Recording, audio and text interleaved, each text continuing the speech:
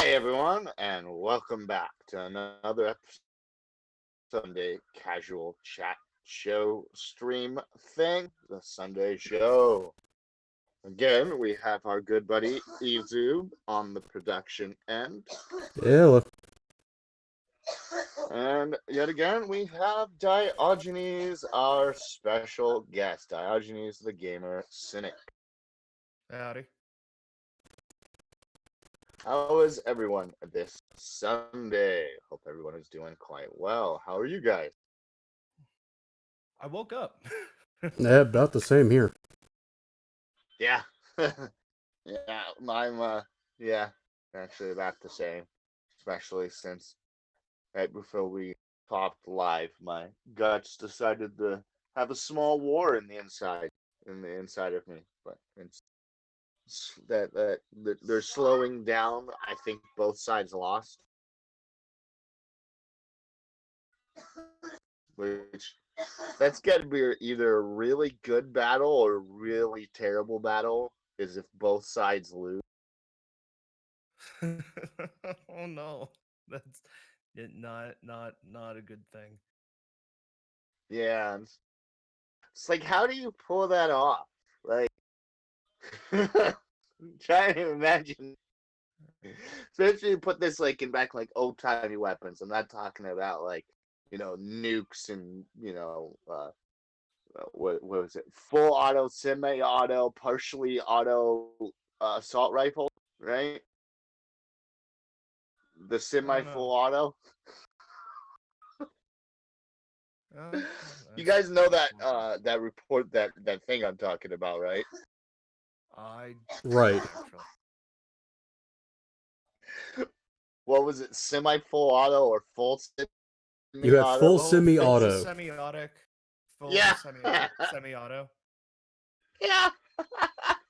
This Yeah. AR-15 is fully semi-automatic. Excuse me? Yeah. Stay. What is this that I am hearing? Is this the bullshit? You almost sounded like that high-pitched Romanian that we all know and What high-pitch Romanian? V. Oh wait, the one that's laughing?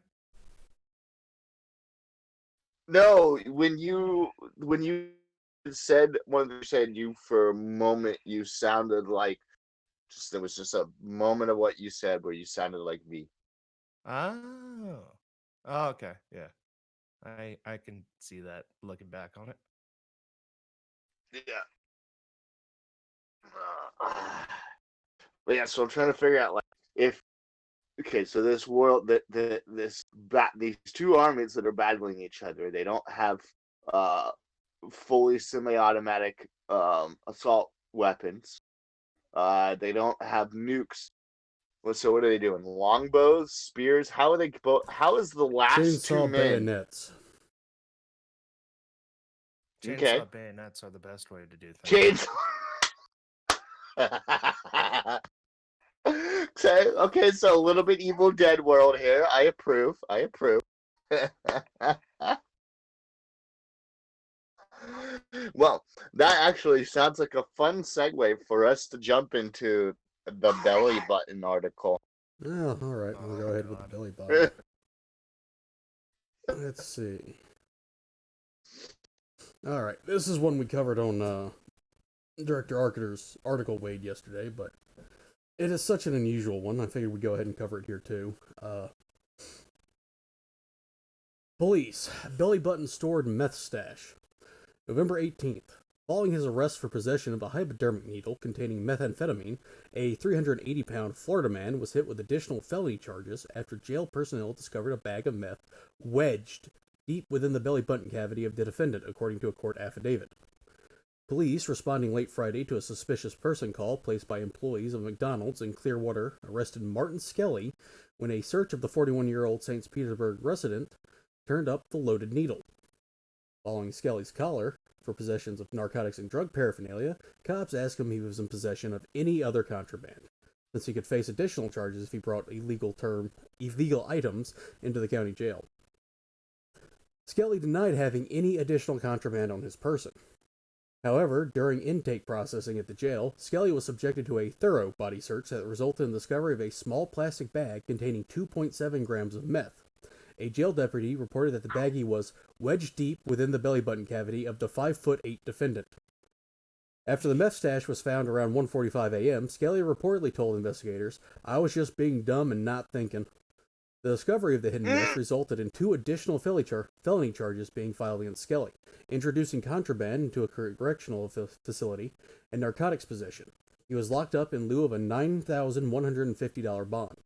Skelly's criminal record includes a 3-year stretch in state prison for cocaine trafficking and bus for theft, drunk driving, narcotics possession, violating probation, and possession of drug paraphernalia.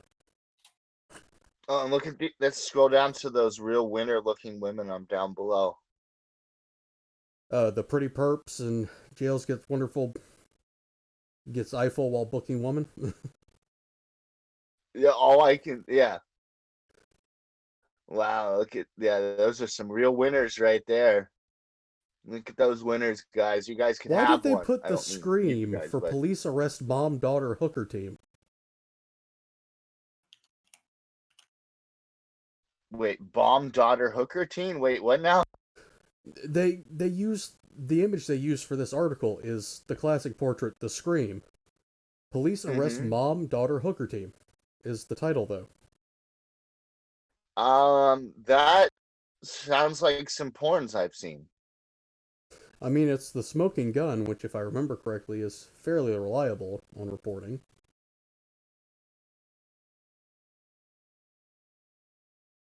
Mothers. Yeah, I don't know why the son Scream have picture.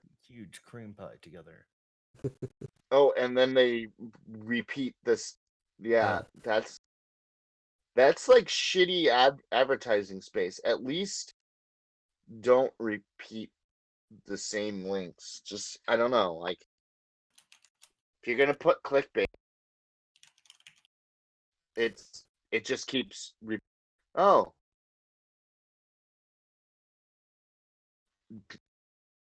Yeah. So, I guess as a pro tip, everyone, when you are going to jail, try to keep the 2.7 grams of methamphetamines out of your belly button cavity, or have a deeper belly button cavity. I have a better suggestion. How about you don't do meth?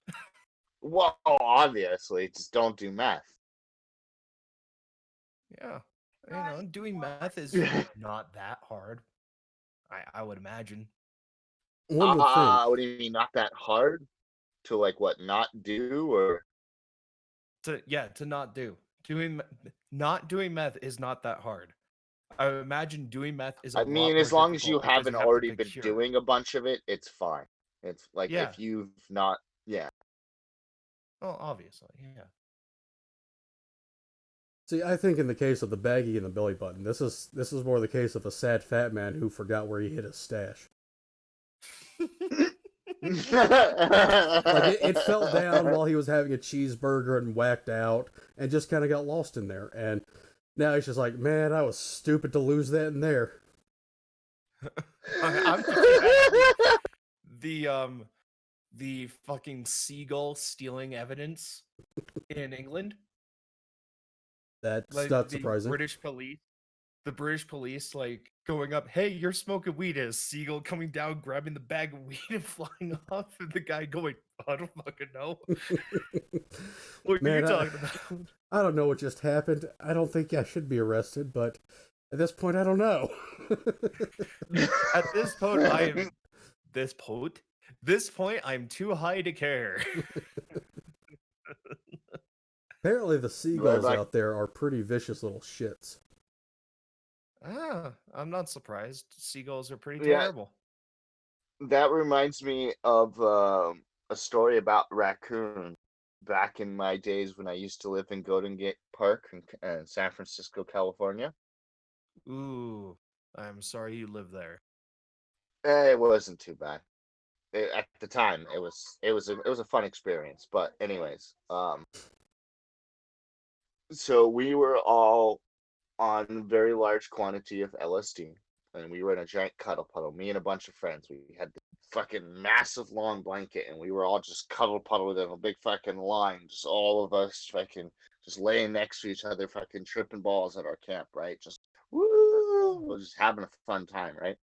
Well, this in this bush that we were in, we was also where a small tribe of raccoons hung out at too. And we would just harass each other most nights. We'd throw sticks at them. They would wait till we were almost asleep and start throwing sticks at us. It was just fun and games, right? Yeah.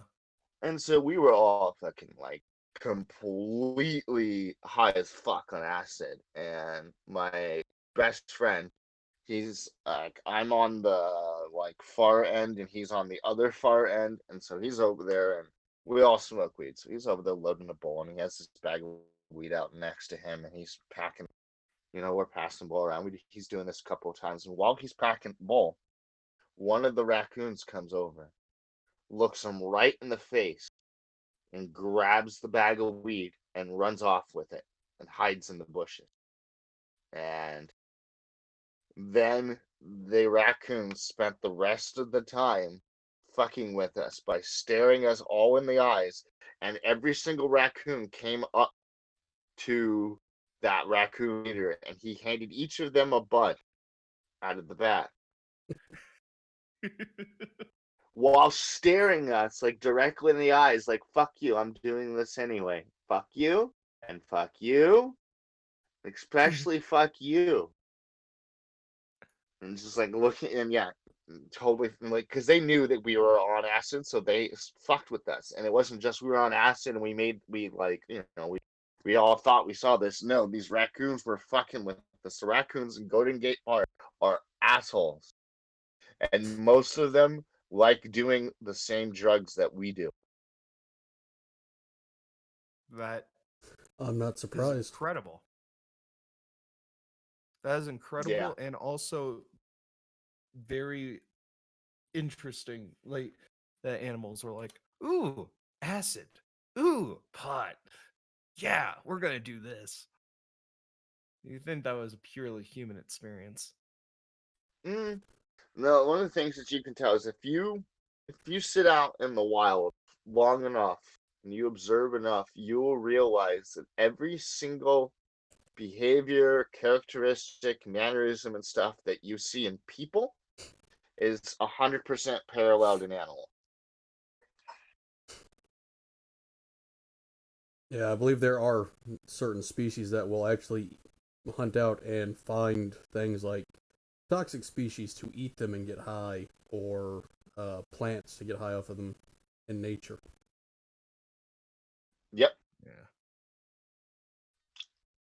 Because I mean, if they've got the receptors for it and they've tried it out and they liked it, why wouldn't they do it again? I mean, that's what we do, right? Well, the exception to that is psilocybin.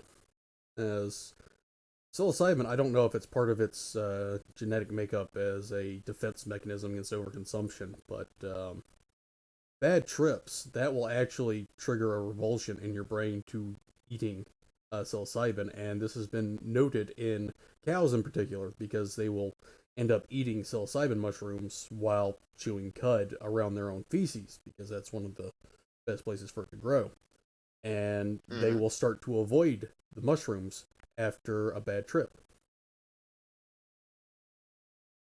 Yeah, makes sense. I mean, I'm pretty sure I would too, because I mean, like, I would imagine that life as a cow is pretty boring and lame, and then all of a sudden add acid into that mix. Oh man, the grass is purple. Oh But this man, cow is this like, I grass don't tastes understand like why the grass is chicken. purple. Right? This grass tastes like chicken and it's purple into a cow who doesn't have any way to process that data.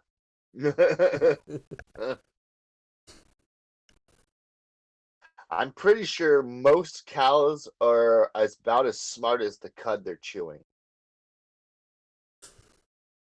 Generally speaking, yeah, cows aren't aren't exactly the brightest animals in the barnyard. Of course, now they're Well, chickens for that matter, since they're little cannibalistic shits. yeah, chickens are. I Chickens are incredible. swear that chickens are not that far evolved from their velociraptor relatives, honestly. Like, I would believe you. because I you've don't all know if heard the evolved stories is the about, right term I would use for the chicken. okay, devolved. Devolved might be more accurate considering their mentality. Like they are literally Yeah, the easiest animal on the planet to hypnotize. as far as I can tell, that's what they want. They enjoy it. They think it's, I don't know. It's like, I don't know. It's like going someplace and asking them to like stab you or something. I don't know. That was a bad reference, but like, yeah, they just they wear big giant neon signs that are just like hypnotize me, do crazy shit. I am a stupid chicken. Now they have very basic reptile brain, pretty much. They have reptilian brain. Which they don't actually need to exist either. Nope. Nope. Well, Because you've all heard the stories about there are two chickens in American history that's written down of two separate chickens that lived for many years and relatively high quality of life with no head. Oh, well, if I remember correctly, when it comes to reptile brain cells, they tend to be stretched out along the spinal column with the autonomic ganglion. So, technically Yeah. speaking, the cerebral cortex is unnecessary in that case. Yep. you And have they don't really even need it for consumption of food because they were able to keep the thing going for a while. You just had to make sure that the hole wasn't getting infected and dirty, and that it didn't close itself up and was kept open so it could breathe, and it would breathe. It was just fine. You could stick a little food down its little tube, and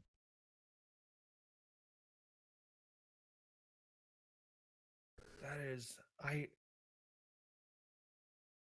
don't know how to feel about chickens surviving without a head for years. Well, I mean, if it Also, you wasn't said such a a fuck sideshow ton of thing, big you wouldn't words. bother with the feeding, would you? yeah, Honestly, if I saw a chicken that was surviving without a head, I would be like, it's a zombie. I'm killing it. I'm yeah. burning that thing until it doesn't get back up because that sounds horrible to me. That sounds I absolutely fucking terrifying. But yeah, and what's even more terrifying is my head is going to this futuristic, like other, like world, like another like Earth, like we are now. But we have somehow figured out how to splice that ability into humans. Oh, no, no, no. Just no. How about not? I think the Russians are perhaps a little bit ahead of you there, since they've already attempted the first or full head transplant, and apparently are working on the process to put brains in jars and keep them alive. So Little Futurama, do we know, they okay. Hmm. actually have already done that with the mind of Lenin. And they're I just would going, not be surprised, to be honest. they're just like, we will bring Lenin back. Lenin will rise again. Look, when we took out Nazi Germany, we got the scientists that wanted to make the rockets, and they got us to the moon. I shudder to think what scientists ended up with the Russians. The ones Well, that made yeah, VX nerve gas. Well, I think we got the VX nerve gas guys too, but the I Nazis think were that heavily into occultism, so who knows what batshit actual Ubersoldat programs they were working on. we shall create the Ubermensch. yeah. And as soon as you were talking about that, I was immediate like the brain transplant, head transplant. I was immediately jumping to RoboCop. Oh god. Which they're remaking again. Wait. They already remade it, and he looked like a Asian sleek version of RoboCop. So they're gonna make a remake of the remake. I don't know if I don't know if it's a soft reboot or what, but they are apparently doing another RoboCop movie here in 2020 Why? because Hollywood doesn't know how to make anything original anymore. Yeah, at all. Period. Zero. Zilch. Nada. I mean, and technically, comic book movies aren't really new material either, since A, it's from a comic book. And if it's a good comic book, it probably already had an animated cartoon, so you're just live actioning a cartoon. Yeah, more or less. Which is why I find myself these days drifting more towards watching B-movie stuff for like Trauma. I Oh like yeah, Trauma anime. Films has a lot of interesting shit. Though when I first learned about Trauma, it was from their porn side, and then I was like, wait, you guys do horror movies too? They do a lot of stuff. Their Yeah. porn side. What? Lloyd They Kaufman have will a film porn side? anything he wants to, and they actually maintain their company through doing pornographic flicks, and they've been doing that since late '70s, I believe. Huh. Yeah. Okay. Because they can't get into the mainstream media market. The frickin' review boards and everything won't let them through with the Trauma films. So they just release Oh independently, yeah. but then they don't make a whole lot of money. Yeah. You, Which is do you why know they did what? the porn, because porn has always been a massive moneymaker. I mean, the reason why we even have the technology we have on the internet is because of porn and gaming. Period. And a You lot know of the what? technology that gaming is using is from porn. Well, there's two things that'll push an industry: military tech and leisure tech. Yeah. And by leisure, you mean sex. Sex, drugs, anything that stimulates adrenal functions. I mean, that's why you have so much development in carbon fiber with the sports industry. Yeah. You know what is disappointing to me? I'm just Mm, looking at my Twitter front page and I'm looking at the trends for you. Do you know what the top one is for me right now? mm. LGBTQTS. What? Wait. So the Alphabet Soup Club is doing what now? The Alphabet Soup Club is the number one trend apparently that Twitter thinks I should follow. But I I bet don't it's understand. probably only got what LGBTQTS? a few thousand retweets of the hashtag, 13,000 tweets. and that's one of their top trending ones. Uh-huh. Yeah, Yeah. sure. Twitter's not Mm, biased at all. Yeah. And apparently it's all just like, these 20 something women going, "Oh, hey, look, I got this tattoo." Or look at me in my bra. Now, see, Like, here's my question. I don't really follow Twitter too much, but as far as I'm aware, Epstein didn't kill himself, didn't make top trends. Yet yeah. everybody knows the meme. Yeah. right. So I gotta Yeah, call it didn't bullshit get there. top trends, but literally hundreds of millions of people were like, Epstein didn't kill himself. Hell, You I've been know, making memes about Epstein. Like the one that you helped me with, I made sure I put that on it. Like, yeah, I don't know if Dio, I called you Dio. I don't know why I did that, but Dio, that's fun. Diogenes, I guess that's why. Uh, I don't think you saw it, but I can throw it up in our thing. But yeah, I had Ezoob help me out with a meme, and oh my god, I do not like that woman. Anita Sarkeesian, fuck that creature. Yeah, Oh no, I she's put it she's in begging I put for it in the attention again. chat. I put it in When the is she channel not? stuff. Oh, when she was talking about the Mandalorian? Yep. When is she not begging for attention? I mean, the woman, like her fucking we'll make a fucking free channel for $1 million. Like, right, sure you will. Remember that a while back they were doing all these things. She had all this fundraiser for things that were completely free, and then if you won the raffle, she was gonna come and talk at your school or whatever. It's like, really?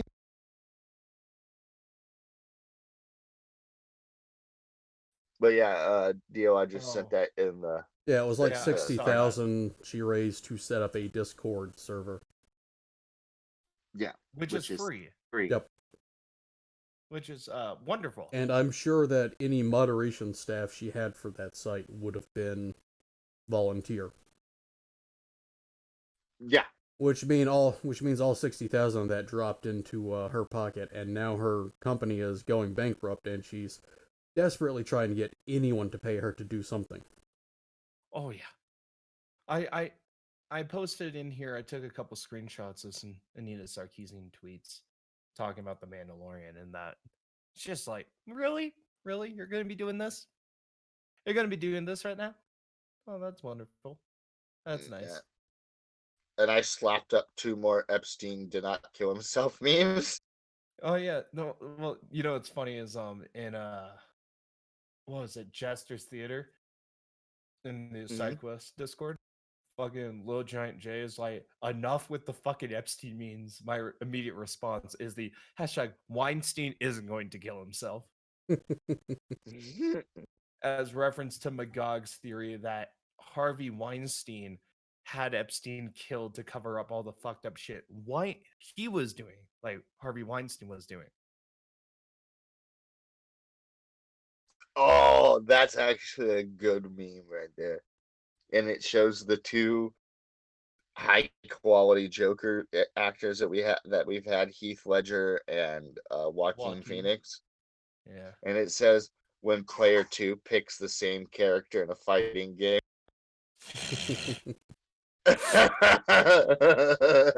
I like that a lot. That's Because really it's good. true. Yeah. You get. All stat. Oh, apparently it's being left. But yeah, because that is what you would get. The colors would be just slightly different and look slightly different, but it's still the same badass. Oh yeah.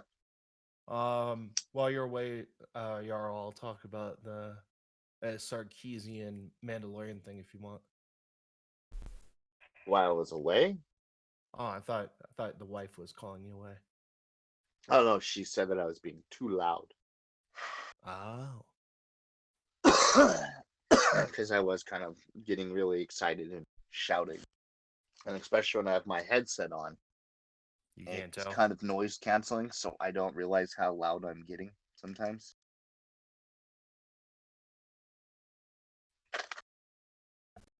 Where's the blue thing?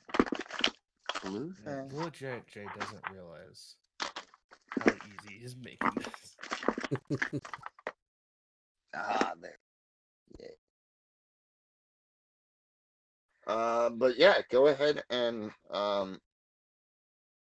chat about that if you want. I will I've got listen it and pulled let up, you so. Oh. knock it out. Oh yeah. So essentially, Anita Sarkeesian's going, "Oh, everyone, look, I'm extremely tired that there's not a single female speaking character in the first episode of The Mandalorian. I've got to miss something, right? Except the fucking armorer.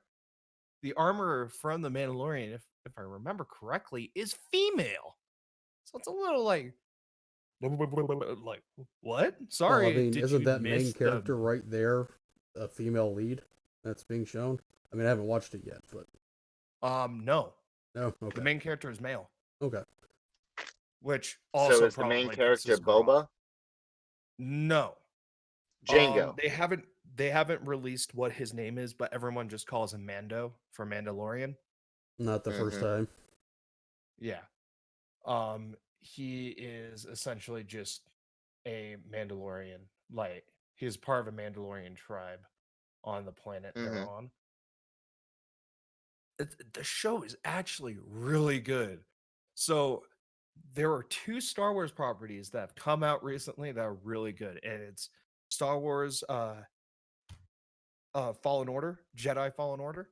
which was a The surprise. I new was not expecting anything out of that. No, that game is actually really good. A couple of my friends have it and they've been playing it a bunch and they say it's excellent. And I watched a little bit of gameplay and I really like it. It's Dark Souls-esque, but and I think we talked about it last episode, but or last week, but the game looks really good. And I recently just started watching the show and I just basically binged all of it last night. And the show is also really good. It actually has a lot of good lore in it. And they're Well, not I just, could be wrong, fucking but around. I had heard that a lot of the people that did the Clone Wars TV show were actually attached to the Mandalorian. I That would don't explain it. know about that, but Let me that go would dig it That up. would explain it. That would that would 100% explain it. that would be a good logical conclusion of why it's actually quality, because like I have only seen a couple episodes from season 1 of the Clone Wars when it was like on TV, and the few episodes I saw was when they were on TV still. But yeah, I remember that being actually really phenomenal. Um, the art for it was a little weird sometimes, but it didn't really matter. The storylines are really good. The voice actors they had were really good.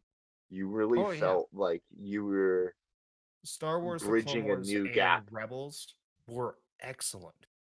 I personally didn't watch Rebels, but I watched almost all of the Clone Wars. And I fucking loved that show.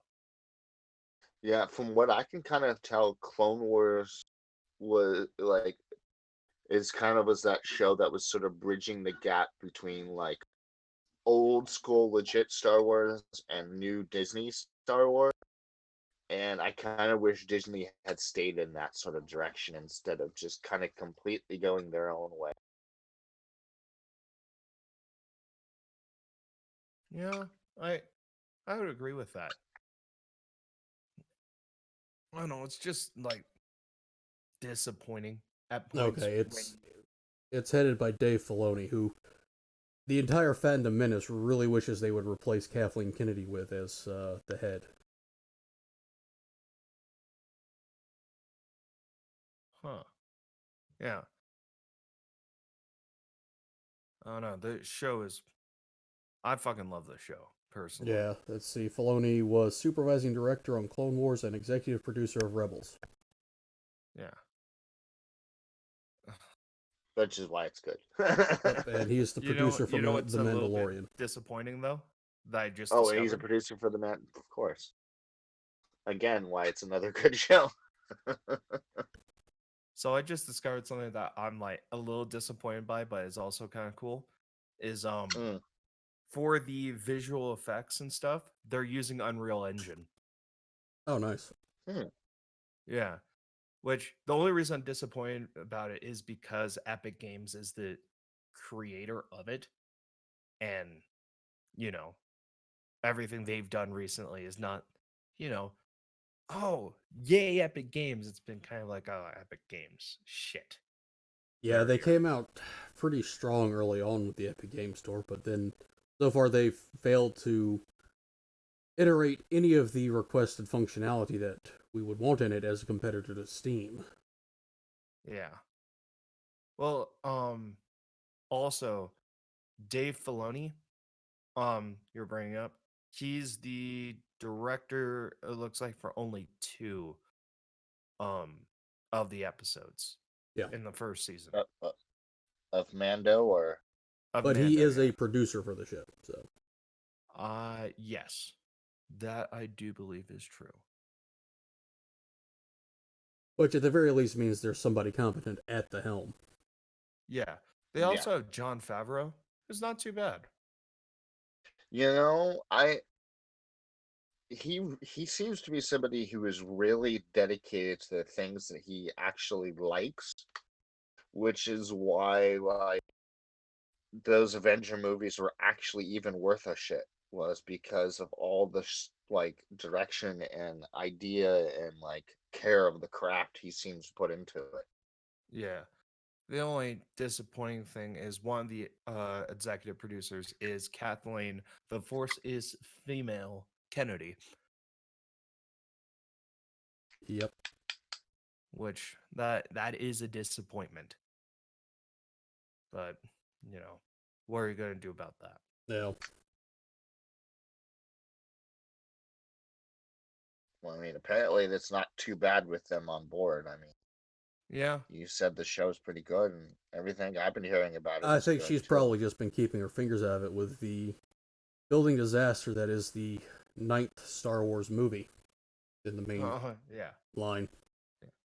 Yeah. Apparently, the one of the heads of Disney walked out of the screening for the ninth movie. Yeah, Is it the test screenings The Rise of were Skywalker? a absolute failure. Yeah. Apparently, some people are maybe allegedly going to be losing some jobs. Well, And what was the Iger's ninth backing movie? Kathleen, so she's safe. Yeah. But which one was what was the ninth or going to be the ninth movie? Rise of Rise of the Skywalker. Skywalker. Oh, And it's not out yet. It's still in production because of how fucked up it is. Yeah, they had slated it for December, I believe. Which means still being in production at this point is really, really bad. So I just discovered some breaking news from Twitter, coming from Count Dankula, our favorite, Daddy Danks Scott man. mm-hmm. Apparently in Birmingham, a 13-year-old went crouching tiger with a machete during the Frozen 2 viewing. Ooh. Oh boy. Why? Did they know or I am trying to read it, but of course the Independent is throwing a hissy fit. because they have to have their 9,000 ads for you to see that aren't related to the article, nor do you care about, just so they can Yeah. make their $1.50. Yep. Well, thank Families God were none of the watching Brits I Frozen know want to 2 watch it. at Star City when the disorder broke out late on Saturday afternoon, sparking a mass evacuation of the complex. Police said up to 100 teenagers were involved in the major disorder, where people were armed with machetes. Dozens of officers were sent to the complex after a 999 call, which is the UK or Yeah, yeah. British Yeah. version of 911, just after 5:30 p.m., reporting a group of youths with machetes. The spokesperson for the West Midlands Police said 2 machetes were seized during the trouble, which saw pockets of fighting, and 7 police officers left with minor injuries as they dealt with the crowds in and around the cinema. Not to Interesting. appear racist, but I'm guessing they've obfuscated the likely ethnic origin of the group of children in question. I am Obviously. looking. Because Well, there's I could take also a the guess as fact to where they might hail from. Same. there's also the fact that they're children, so Yeah. with like with children it really comes down to they don't want to publish any information about it unless they have absolute 100% approval of the parents.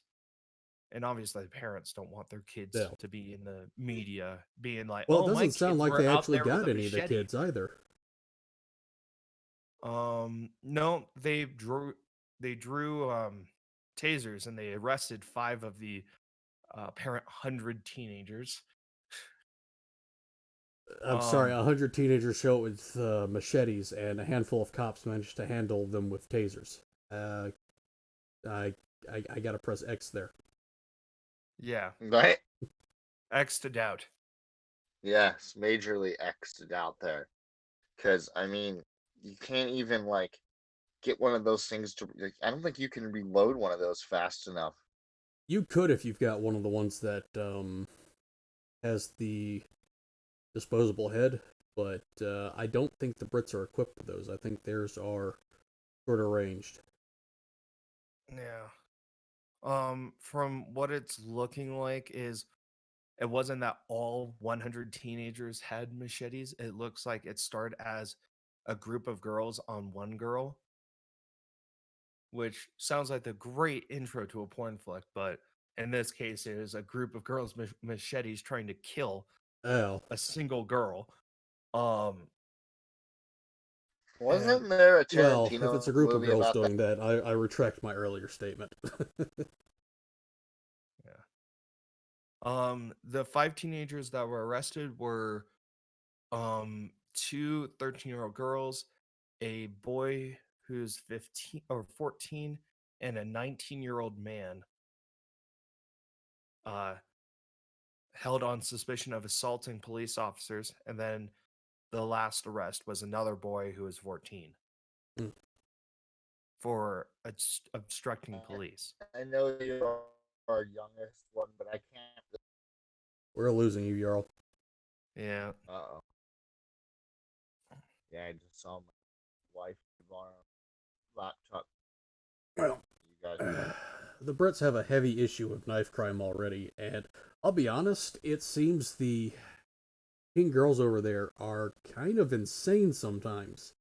I mean, I would normally already agree with Miss Steam on the fact teenage girls are bitches, but British ones seem to be crazy. I remember a story from a few years ago that had me rolling on the ground laughing, where two groups of girls got into a knockdown, drag out, bare knuckle brawl in the middle of a London street, I believe, over two of the girls on either side wanted the same boy as their boyfriend. And the kicker to all of this fight, which had like 60 girls involved, was that they did it on Hoe Street. They did it on what street? Hoe Street. Hoe. Them hoes. Them having a hoe battle on the hoe. Yeah, Oh, that it is was hilarious. it was too perfect. Oh yeah, no, that is perfect. Holy shit. Oh yeah, we're gonna have a huge ass brawl on Hoe Street. Cause that makes sense.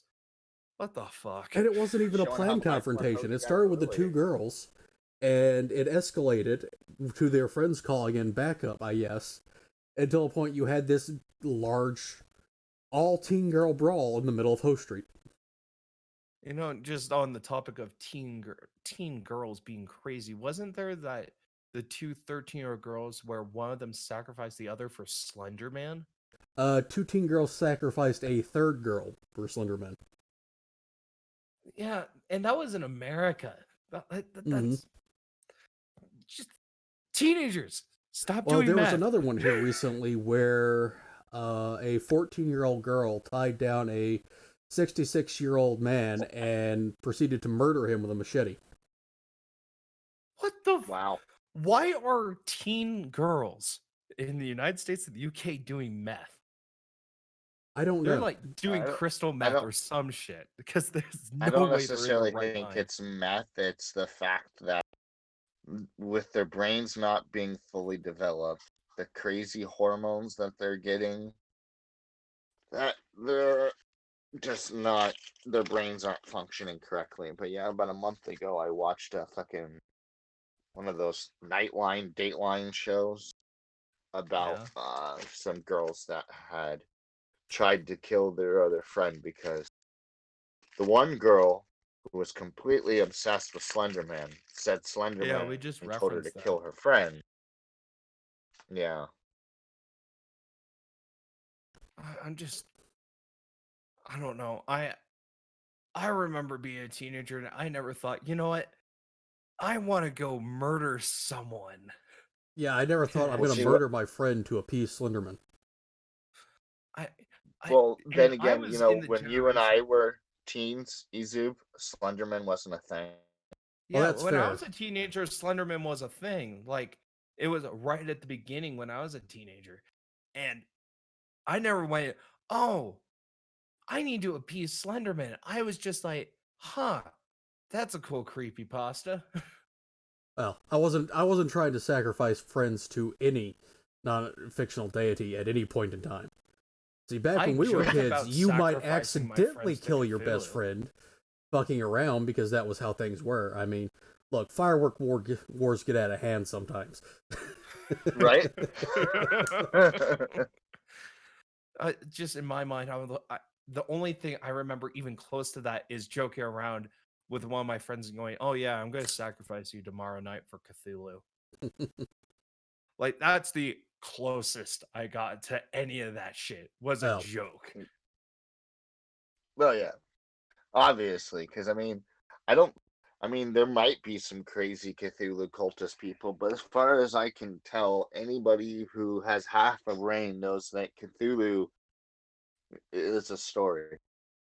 Is a fictional character like Jesus.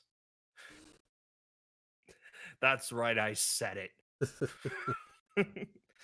Come at me, I didn't Christian, actually right? hear. I heard fictional character like, and then it out. I'll disagree with you, but I don't give a fuck. Eh, Look, I may I've be been Christian, fucked but I over ain't a enough very good times. one.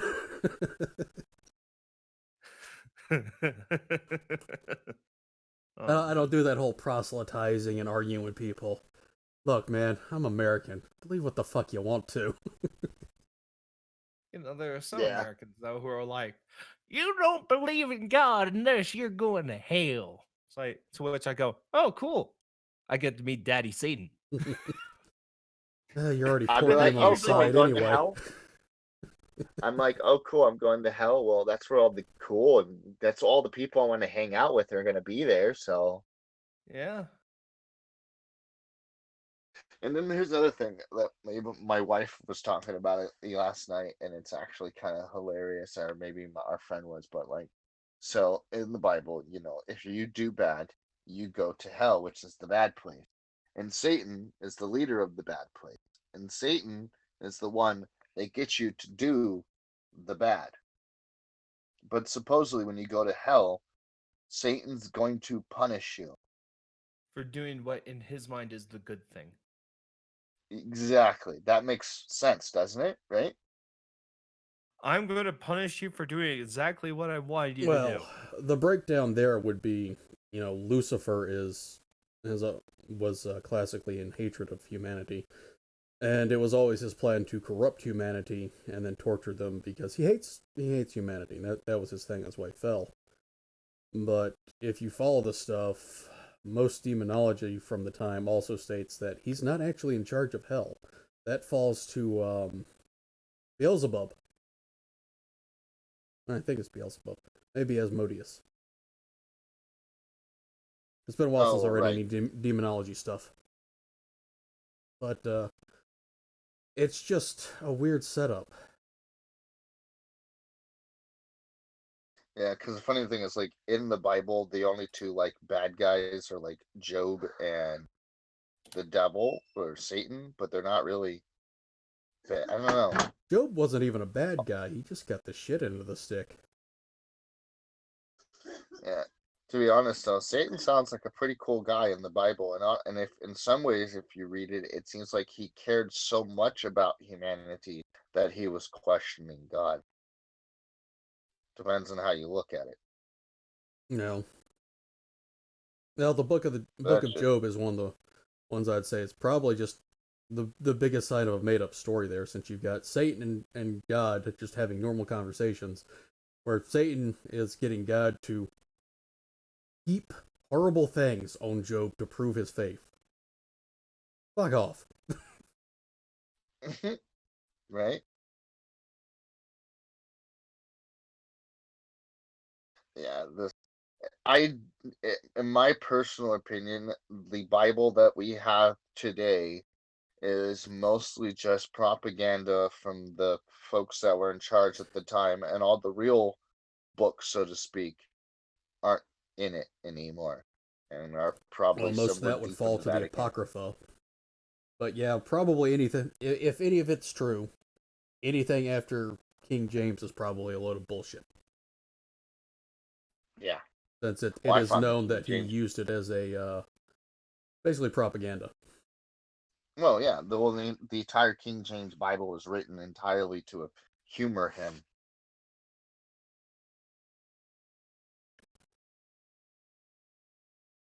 I'm sorry, I completely zoned out. That's fine. We were just I- poking holes in the Bible. Yeah. Damn, I wish I was paying attention. I would have helped.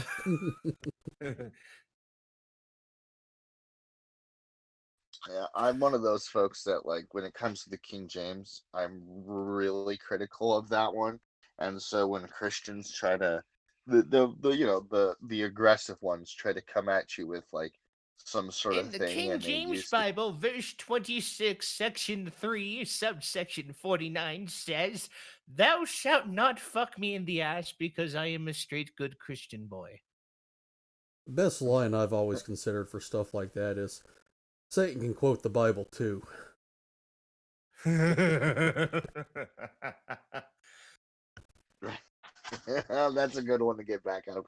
But when they start using quotes from like the King James is when I start going, okay, if you are going to use the Bible to prophesize or talk down upon me, at least use the more real versions of the Bible instead of, you know, the completely fictionalized version written entirely for a demented king.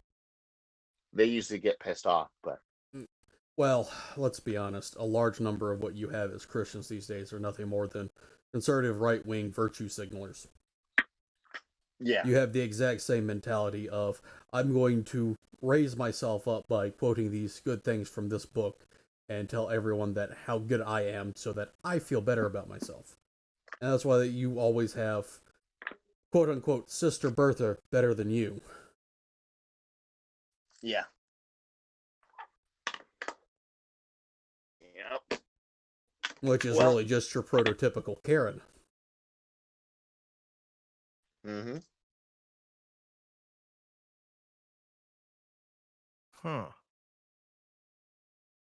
So I decided to just, completely torture myself and go onto Kotaku.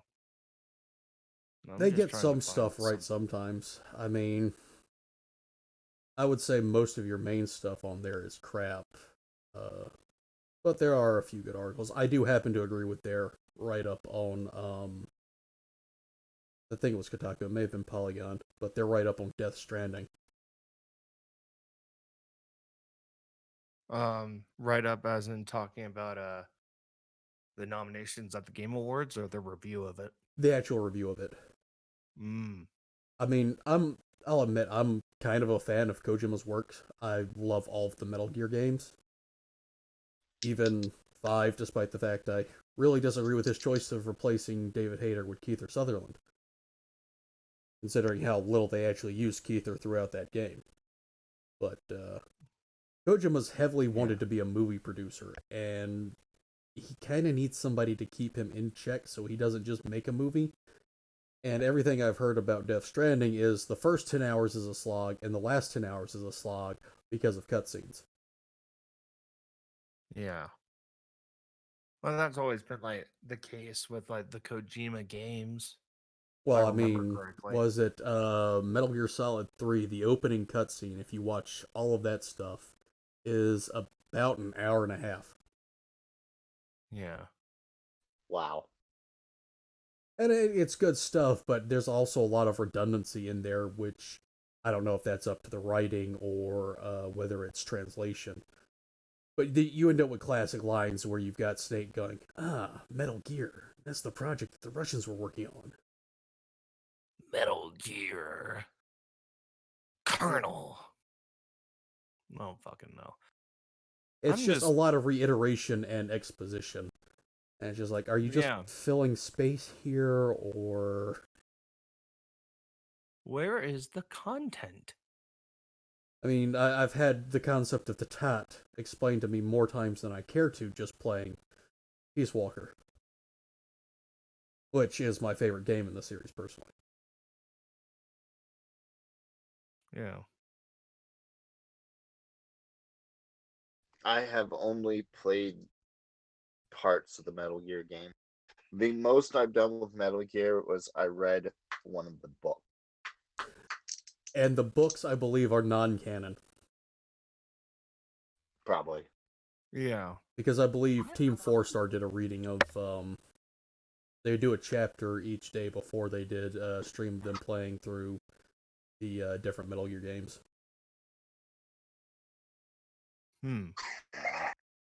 Yeah.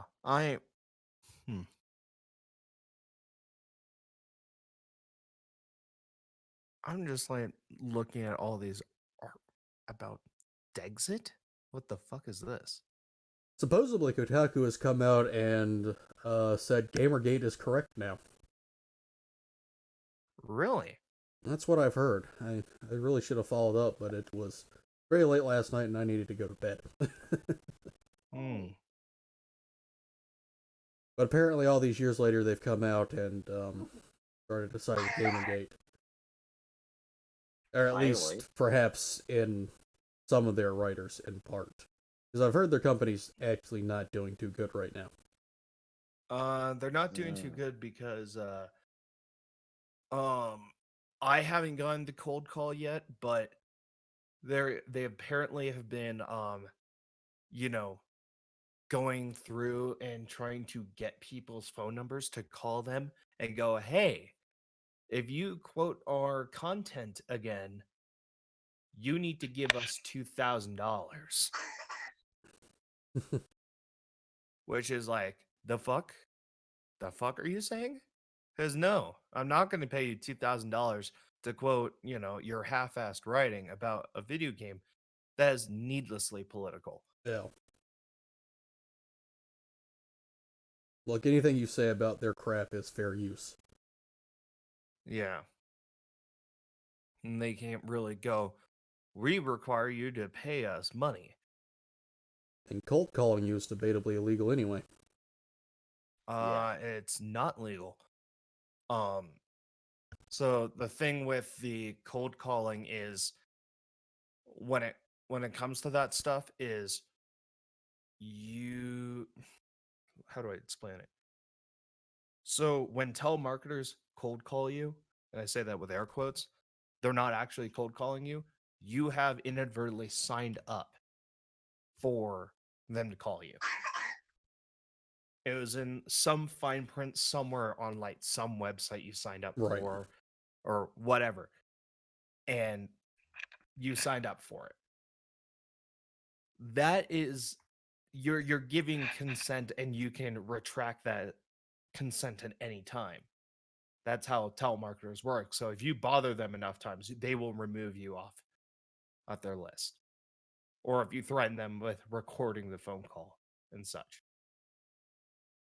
But with White Kotaku or their parent company, I think is Kinja or whatever, Yes. what they were doing is illegal in that you can't just like go, "Oh, I know this person's phone number, so I'm going to call them and request money and try and get them to pay me because I believe they should pay me." That is not okay.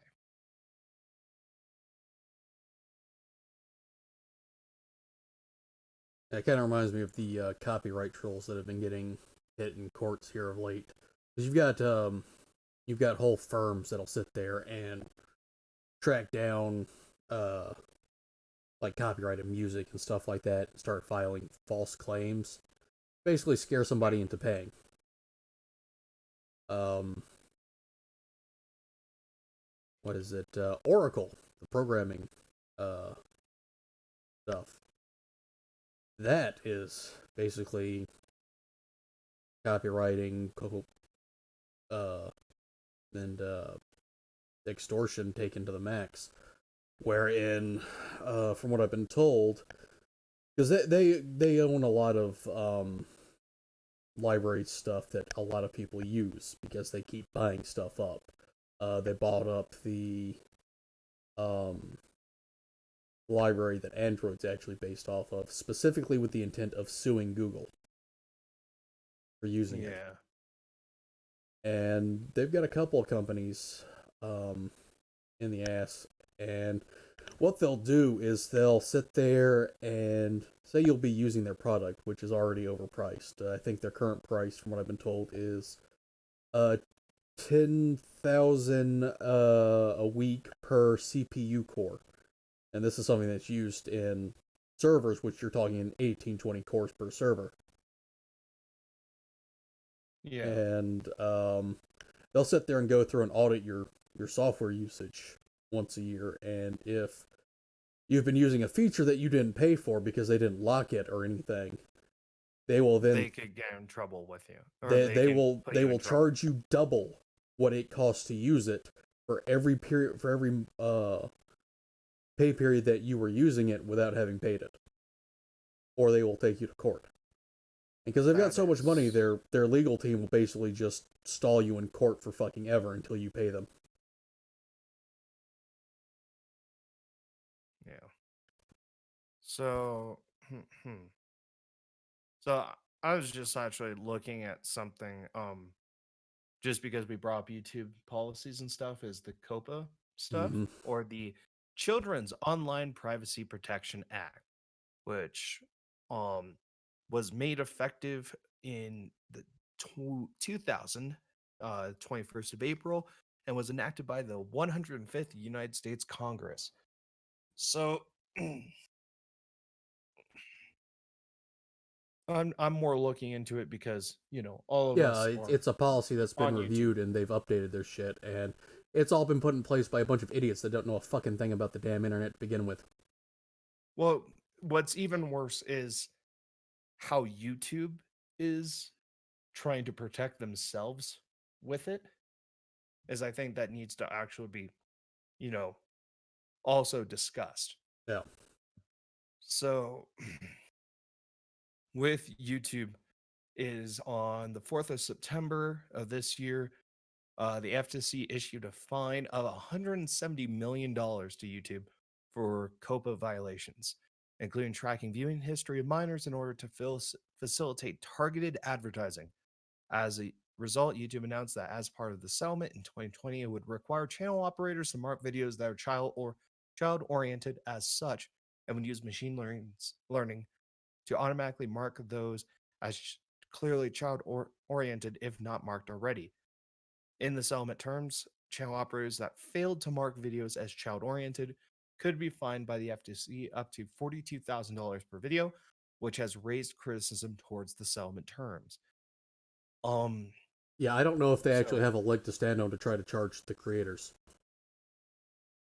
Because so it's the actual action, yeah, it's as not the YouTube action actually charging them though. Yeah, as the action would be, since it's about the tracking and everything, that still falls on YouTube's side.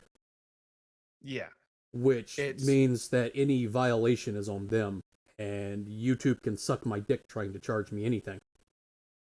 Yeah. From what I understand is that it's not YouTube going, you need to pay us.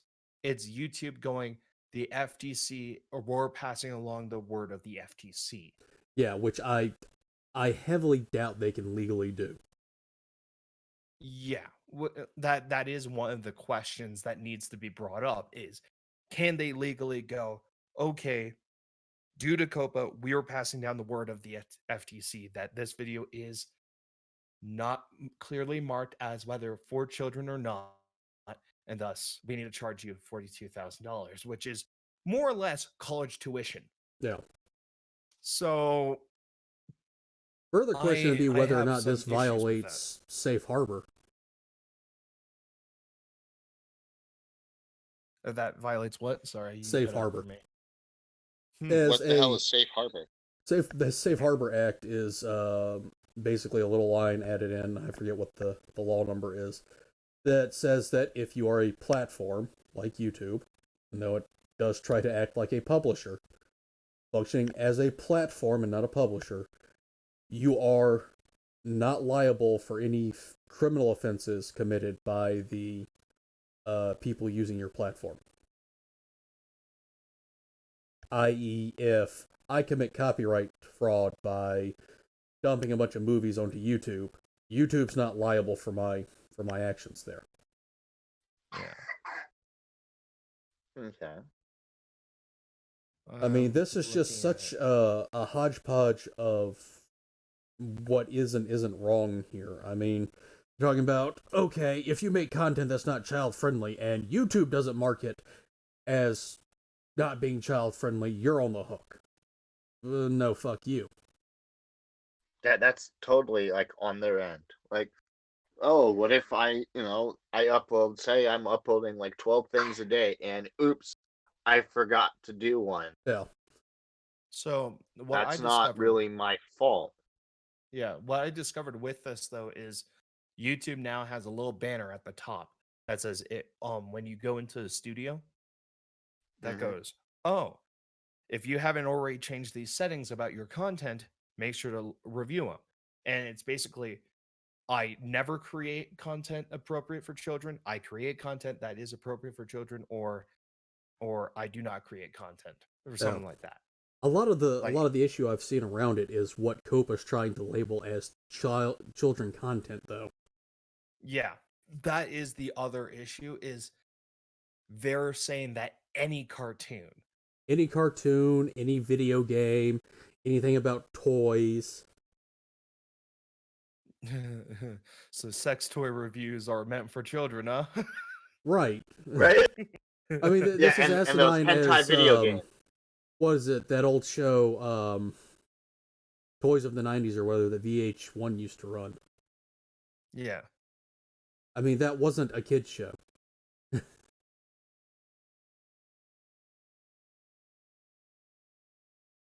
Yeah, there's so And many things on kid shows. Like, you guys remember the show called Tripping the Riff? Tripping the do Riff you wasn't remember kid's the show. Rick and Morty? Rick and Morty. Yeah. Right. South Park. Simpsons. You guys gonna say even Family the Guy, Simpsons? American Dad, Daria. Beavis and Butthead. Rocco's whatever King of the fucking Hill. life. Rocco's Modern King of the Life. Hill. Yeah, Rocco's Modern Life, King of the Hill. Ren and Stimpy. Ren and Stimpy for sure. Ironically, Ren and Stimpy and Rocco's both ran on Nickelodeon when I was a kid. Some of my favorite shows. I fucking love them. I watched them when I was young. Animaniacs is actually arguably not a children's show as well. Yeah. I remember my first interactions with Ren and Stimpy was the clip where Ren, I think, was like doing the window washing thing to a woman's bush. That was my first interaction with Ren and Stimpy. I was just like, huh, that's weird. Why is he near the women's private parts? My dad was just like, don't worry about it. Just laugh at the jokes. But what the laws Is kind Ren of and doing Stimpy the is reason why Cat Dog is a cartoon? yeah, it is. No, I think that comes down to cocaine. Well, that Because fuck, what was it? Ren Regular is show. what is he? The cat, and Stimpy is the. No, it's Actually, the they other way were around, both right? cats, I think, in Ren and Stimpy. No, Ren was a Chihuahua. Was he? Okay. Yeah, Ren was a Yeah. Chihuahua, and Stimpy is some sort of fat cat. It's like Garfield. Yeah, but if those two somehow had love child, would it have been Cat Dog? Possibly. I guess. But the whole like point or like the whole legal standing of COPA is the idea of in loco parentis, which is Latin for in the place of a parent. Yeah. Mm-hmm. So it is the government going, since parents cannot be trusted to regulate what their kids do, the government is stepping in. Yeah. Which in some cases, good, with child abuse or child marriage or like wards of the state and stuff. Yeah. In loco parentis is fine. Yes. But when it comes to, okay, this kid is obviously in a family and they have access to YouTube and stuff, that falls down to the parents. Yeah. Like, since you have I kids, totally I'm just gonna find pick the on internet you. like a library should be a totally uncensored sort of place. Like, when you go to a library, you can if you go to a big, massive, like real public library, you can read books about all sorts of subjects. Yeah. Even, like Playboy's in the Library of forbidden Congress. things, Yeah. right? Basically. So the internet should be exactly the same way. Sure, you should, if you want to be, a more responsible parent with your kid on the internet, maybe you can download some sort of software that can kind of help guide them through the internet and, suggest better places for them to be if, you don't want them looking at certain things. But that should not be on private producers' end. We should not be responsible for that, and there shouldn't be any agency that is taking it upon themselves to pick and choose. Well, I guess that's my libertarianness there coming out. Well, I guess you could say. no, I because agree. think that And oh no, I think it's more beneficial for a kid. And this is me purely speaking of how my parents have handled some of this stuff and my personal interactions with dealing with having this stuff happen. Is it's more beneficial for me to see it, ask my parents, and them explain, okay, you got somewhere where you probably shouldn't have been, but too late now. Here's what this is. And make it actually educational instead of being slap on the wrist. Bad. You don't go there. Bad, bad, bad. no, Because all that's going to do is make the kid go, oh, this pisses my parents off. I'm going to keep doing it. Well, this kind of goes back to a philosophical argument I've had for a very long time, and that is abstinence-based thinking, abstinence-based ideology is counterproductive and only causes more harm and damage. Abstinence-based of, oh, don't just don't have sex, just don't do that, just don't do these things, doesn't work. It goes completely against human nature, and it just you can't. It just that's not how things work. Abstinence based is not. There are better approaches.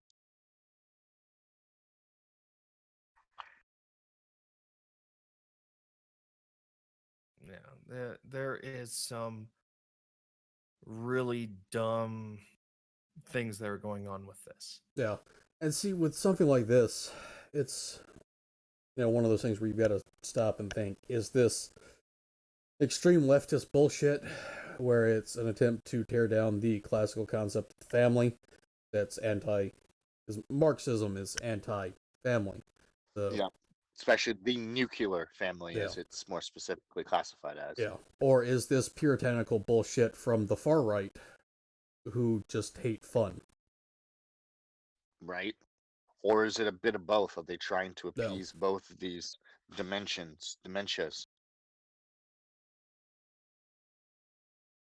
Yeah. No, I'm just going to chalk it up as government being overreaching jackasses. Yep. Another reason for monarchism. Another call Argument for the for- monarchy. Well, I'm not an Yeah. anarchist, but I am a minarchist. That's what I said. Me too. I'm a monarchist. I used to think I was totally into anarchy or whatever, and I'm like, but as I've gotten older and more mature and learned more things, I realized that that's not really going to ever be a thing. We are too immature and stupid as a species for that to ever happen. Yes. Of course, as Angry Froman likes to Yeah. term it with me, I'm a dirty T-flop anarchist. Like dirty T-flop. Yes. A I don't know T-flop is how that a system in which it is state dependent on the input as to the output. Oh, Your light so switch like is your light switch is a T-flop. okay. And right circumstances, I'm an anarchist. Right circumstances, I'm for the system. Yeah, I'm sort of the same way too, but that just goes with my my libertarian monarchist leaning centrism. it just kind of goes with that. I feel whatever seems to work fit best within those classifications, you know.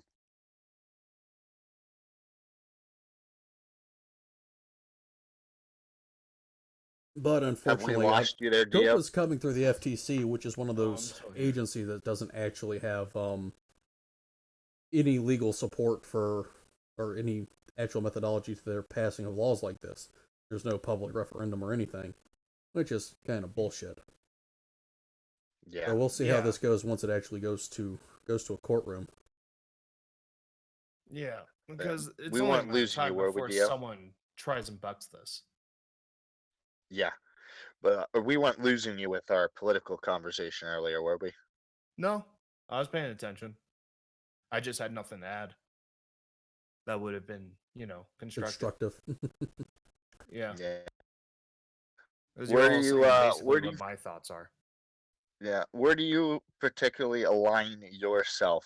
Personal alignment, not what any test or some person on social media says your political alignment is. Where do you feel you are? My Twitter guru says I'm a Republican. No.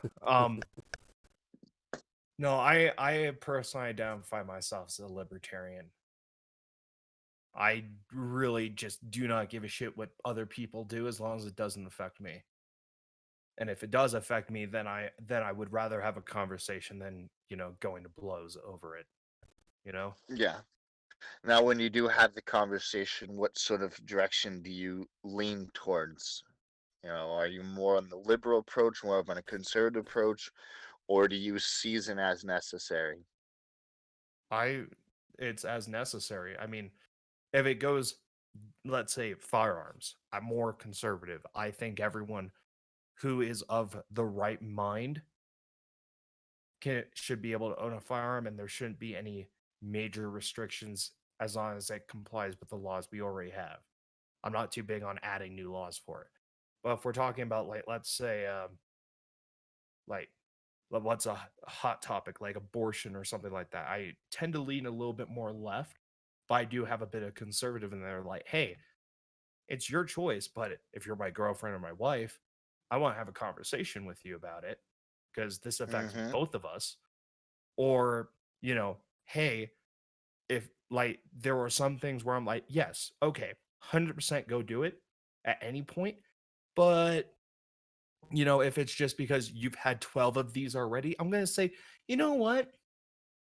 You got here too late. You have to deal with the consequences of your decision to have unprotected sex, I don't to just slightly interject. I want to meet a woman that has somehow actually survived 12 abortions because you one of the things that I find is a sort of a hilarious argument sometimes, even with folks that I agree with certain things like Magog, because he has made this argument, and I'm just kind of like, do you even know the scientific ramifications of what you're saying are not possible? But a lot of folks who are like, oh yeah, abortion is okay, except when they're just having them left and right. And first off, the human mammalian body is incapable of doing that on a repeated basis. You literally cannot. Yeah, I think it's more You will used as a die. sense of hyperbole, or it's Oh yeah, It's just I, I, rhetoric. I do. Yeah, it is hyperbolic. yeah, hyperbolic rhetoric for sure. And then the other thing is, which I, you know, years and years and years ago, I'd read something about how, like, if you are one of these extremely sexually loose women that is constantly just randomly getting pregnant by guys because they don't really give a shit about protection or anything, and they're constantly going to a clinic to get that done, the clinic's going to turn them away and be like, no, you need other help. No, we're not going to perform this procedure on you again. This is, twice in 2 months. No, we're not doing this. This is not healthy for you. Yeah, we keep like we are a medical institution. Therefore, our first law is first do no harm, and this would harm you. Most abortion clinics in your far left states are not actually performed by medical professionals. Oh no, I get that. I sincerely That's get one of my that, and I big know that's problems true. with that, because I want to say Oklahoma is facing a court case right now because they've passed a law that would require abortions to be performed by medical professionals, and you have people screaming that this is restricting their right by forcing people to have to see a doctor.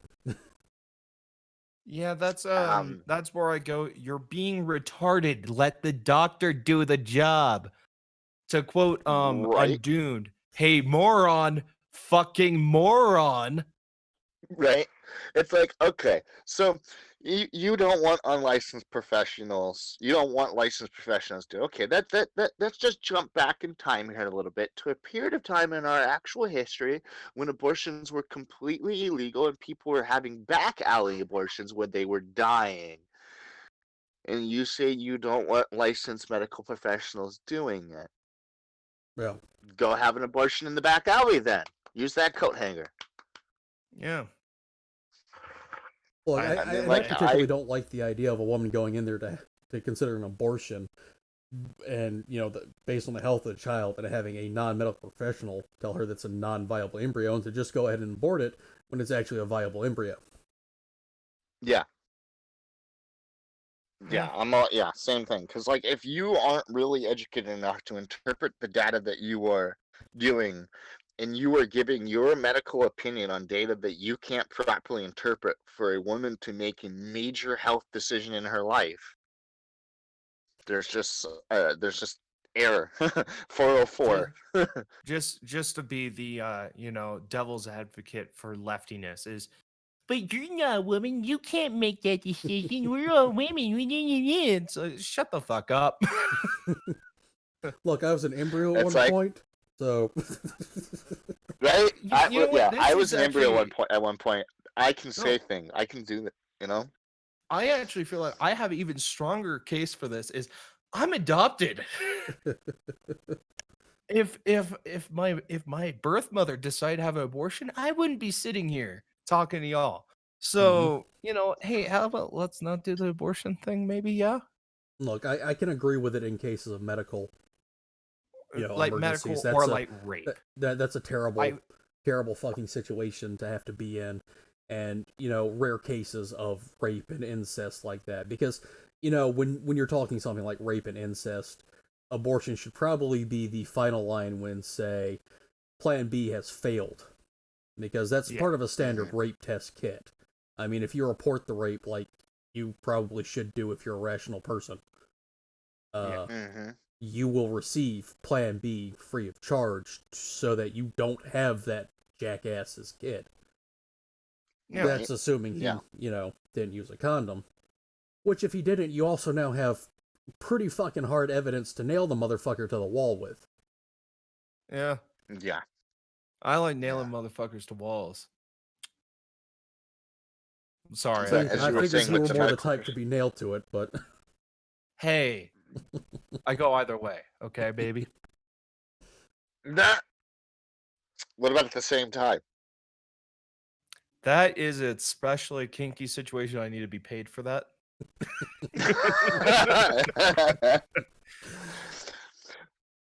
Yeah. So many years ago, I read this because you were saying with Booze about how, like, in the extreme medical situations, these things sort of make sense. But this article I read years ago, and I unfortunately have not been able to. Actually, it was a blog, but it was about this woman's personal experience, and I haven't been able to find it ever since. But it completely changed my view on, and even the phrase is a total misnomer, but late term abortion.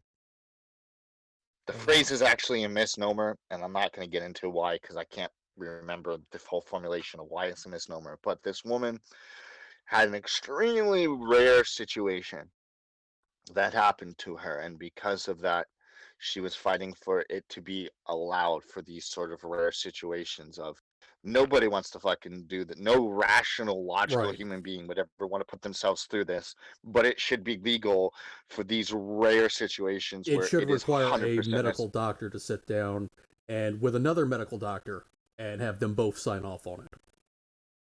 exactly. It needs Well, the so double here's the situation.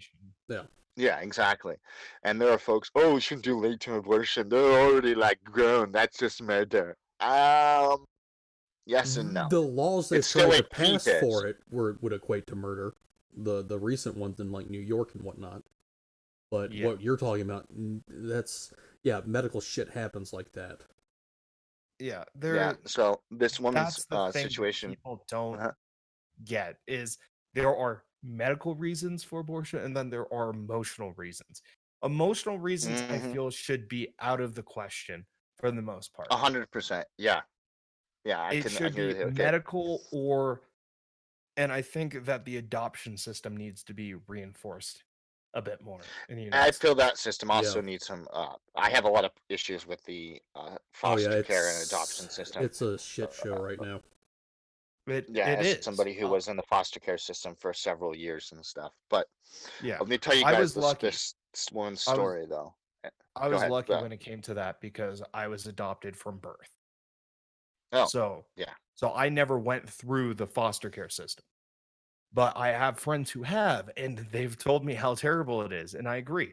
Foster care needs to get some serious revisions in, Yeah. like when it comes to how they pick who's taking care of these people, because a whole bunch of, child sexual abuse and pedophilia happens in the foster care system and just Amongst other physical things, yeah. abuse. Yeah.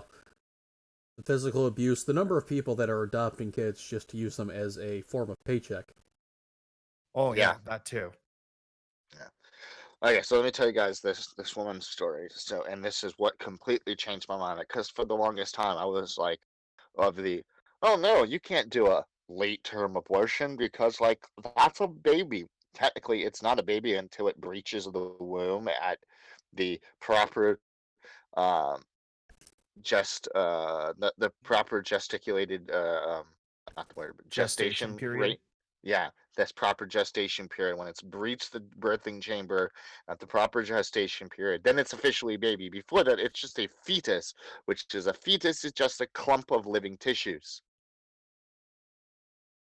Arguably very sane, but I find people's arguments are really more emotional arguments or religious arguments rather than a scientific argument. But this woman, I would postulate that if hers, you know the final product going there and it is not having any sort of medical issues that would alter that, it may as well be considered that.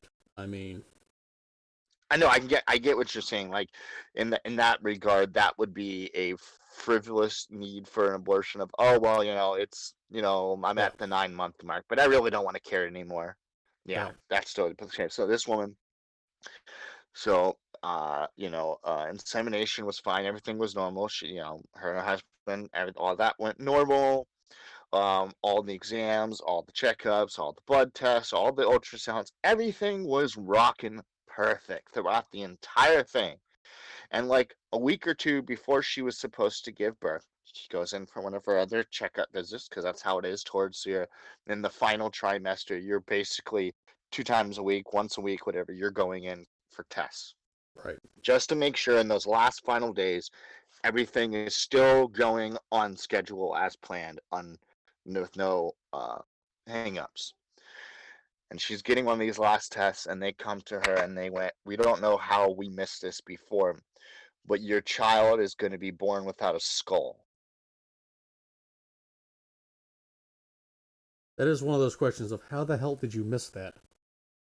Yeah, it is. Yeah, how the hell do you fucking miss that? But like, so everything else in this child is growing fine. The heart, the organs, everything, even the brain was growing fine, except not there was no skull bone. So the woman had to make an extremely difficult decision that her and her husband had to make together, and her and her doctor and the team, they all had to make this decision, and it was, we have to do the late term abortion. Right. And she said that was one of the most difficult decisions she's ever had to make in her life, the most difficult experience afterwards, and it even changed her own personal outlook on things, and it completely changed mine. Because granted, that's probably relatively rare even in the medical world, but I feel that these outliers should be like, even though I'm usually of the type of outliers shouldn't determine the whole, That's usually my mindset, is the outliers should not determine the whole. But in this situation, the outliers should determine the whole, because if you're in one of these crazy states that feels like all forms of abortion should be made illegal, you are going to make it very difficult for folks, the rare Right. folks that get put who are in this situation. So that's why I'm like, okay, just make it legal. Stay the fuck out of the business. The government should not be involved in this. This should be a medical decision made between a medical team and the people involved. Well, But that's my, I mean, you just make libertarian exceptions for monarchism the there. outliers like that. Like I said, just adjust the law so that you need 2 independent doctors to sign off on it, and it's all good. Yeah. Because you don't want one of these a doctor operating entirely off of ideology. That's what we've seen with that that kid down in Texas that they want to transition, where the mother is a pediatrician and is trying to force him to, be a girl. Mm-hmm. That should be considered child abuse, in my opinion, 100%. I think it's not only that, but a heavy violation of the Hippocratic Oath.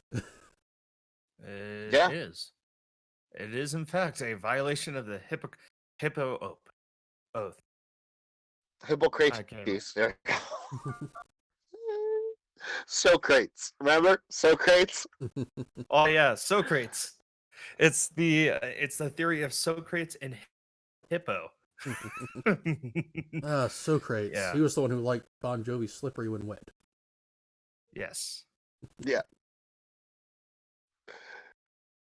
And the funny thing is, I was watching something the other day that made me realize how many different TV shows and books and stuff used a theme of a telephone booth as either a time traveling or changing thing. Like in Superman's case, he would change in the telephone booth. That apparently nobody else would notice him doing it, but hey, how come that Look, guy's getting naked in the telephone booth? It's a big city. That's common. That's common. It's like I'm so glad I'm not Futurama. from a What's big that? city. That's Holy it's shit. a telephone booth. Oh, a bathroom. right? You're just making me glad I'm a country boy. I have no knowledge of the city when it comes to that shit. Where are you from again? Where do you live? Wait, yeah, you're Mono in County. Cali. Yeah, but wait. Don't want to. Oh yeah, okay, Western. Myself. I keep forgetting that Eastern. there is sort of a Western Southern sort of thing in California, because it is the Wild West. Because I'm from Florida and that surrounding area, and I'm like, that's the South, that's country. What are you talking about? California ain't the country. And then I'm like, oh right, there actually is.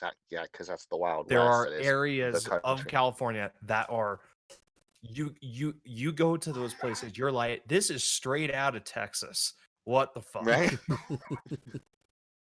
And people have no idea how to handle that. Most people are just like, what? Why are you like so ignorant? And I'm like, what? Ignorant? I'm not ignorant. I just don't give a shit what you think. I've actually because I had to live in LA for like a couple years. I had people ask me, it's like, why do you talk like that? And I'm like, talk like what? It's like, you sound like you're from Texas, but you're from California. I'm like, what? Oh, I don't. But that's the thing. Like, just in this area, we do have a little bit of a draw. Oh, well, I mean, if you start looking at the states going north from SoCal, like NorCal up through Washington, Oregon, it's actually very country.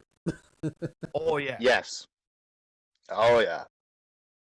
Oh Yeah, yeah. we a phrase that we have up here is tie-dye neck Yeah. instead of redneck. Yeah, it's Tie-dye tie-dye neck. neck. Yeah. So it's like, you work on your farm, you got the proverbial hay sticking out of your mouth, but you got a tie-dye shirt on, you smell like patchouli, but you have a and you're dirty or and you you have smell like dreadlocks. kefir.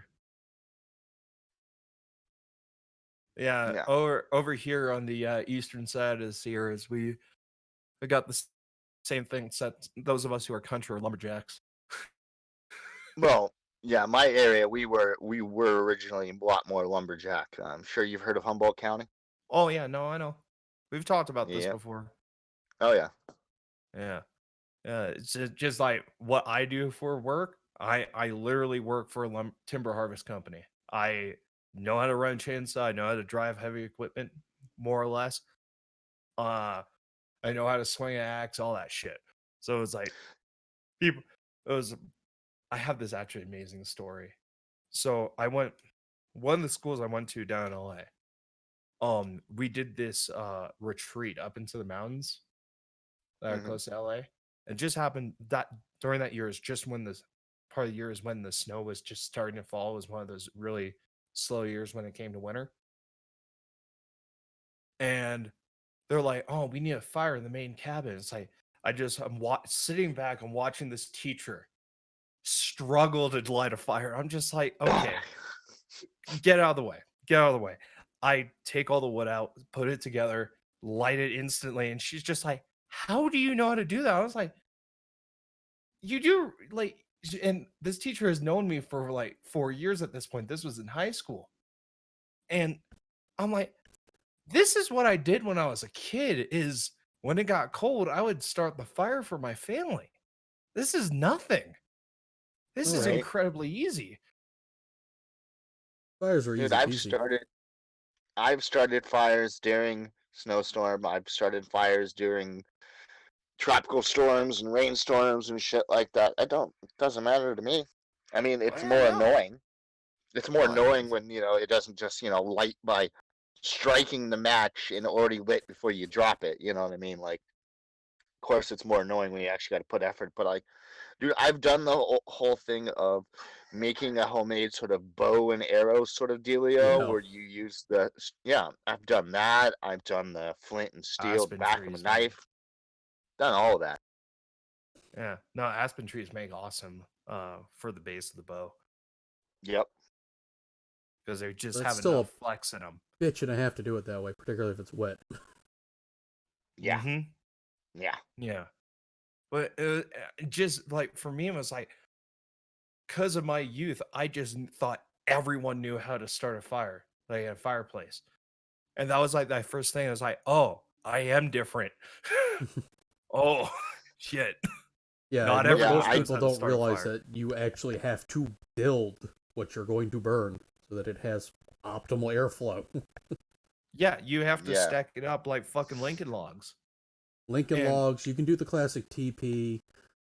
I Only do it never flat liked to the the ground if TP. you know what you're doing with the flat to the ground stuff. That's how you do a smokeless yeah. fire. Yeah. Yeah. It was just like, I was just watching her struggle with that. I was like, the fuck are you doing? What, the other thing that shocked me was last year I had to fix one of my friend's cars, replace the wiper blades and shit, because she had no idea. Mhm. I was like, my ex-girlfriend, like my first ex-girlfriend, she knew how to do this shit better than I did at the time. And here I was helping my friend replace her wiper blades. I'm like, how the fuck do you not know how to do this? This is like simple life shit. There's instructions inside the wiper blade replacements that will tell you how to do that.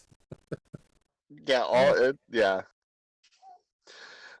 I just now saw the meme that you posted, Dio. So I'm gonna read that out. I don't know if we should put it up on screen, Booze, Oh, because put it up this on could. screen. Who the fuck cares at this point? Alright. YouTube's going to hell. Because it's actually No, you know what? Hold on. I'll do the dramatic reading for this. Alright, give me one moment. It's blunt. Oh, damn it. Fuck! Get up Yeah, on the but I was thinking goddamn if I'm screen, hitting the blood, Ezoob. I should light this joint that I've been rolling There we around in go. my fingers. Is it up? Yep. It's blunt. If two gay black men get married and adopt a baby, which father is supposed to abandon the family? Right? I don't know. One of them.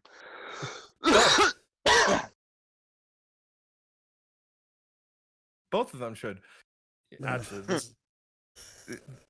this is a horrible thing I did, but I actually did this in real life to one of my friends who was black. I was like, so when you say that someone reminds you of your daddy, does that mean they're going to disappear in 2 days?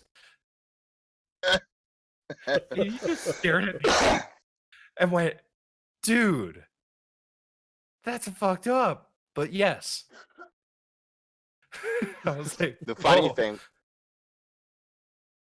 the thing that, you know, it kind of takes away from the general trope of the joke, but is actually ironically funny, is if you actually look at like statistics and data and numbers, especially from particular time periods, the problem isn't so much just even in black communities of the father leaving the families. It was lots whites, like in Italians. Didn't really matter. It was a time period where that was just sort of the thing. The men weren't really, they could drop the seed, but they couldn't harvest the flowers.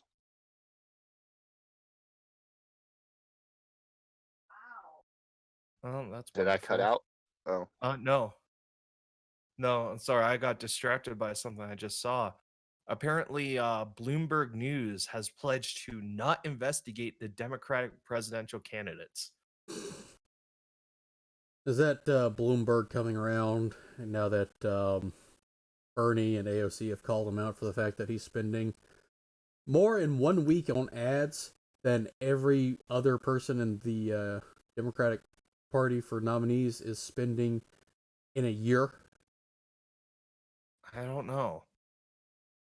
Because he's running I a just week of know- anti-Trump ads, and I think he spent like $42.9 million or something like that on these ads just for 1 week.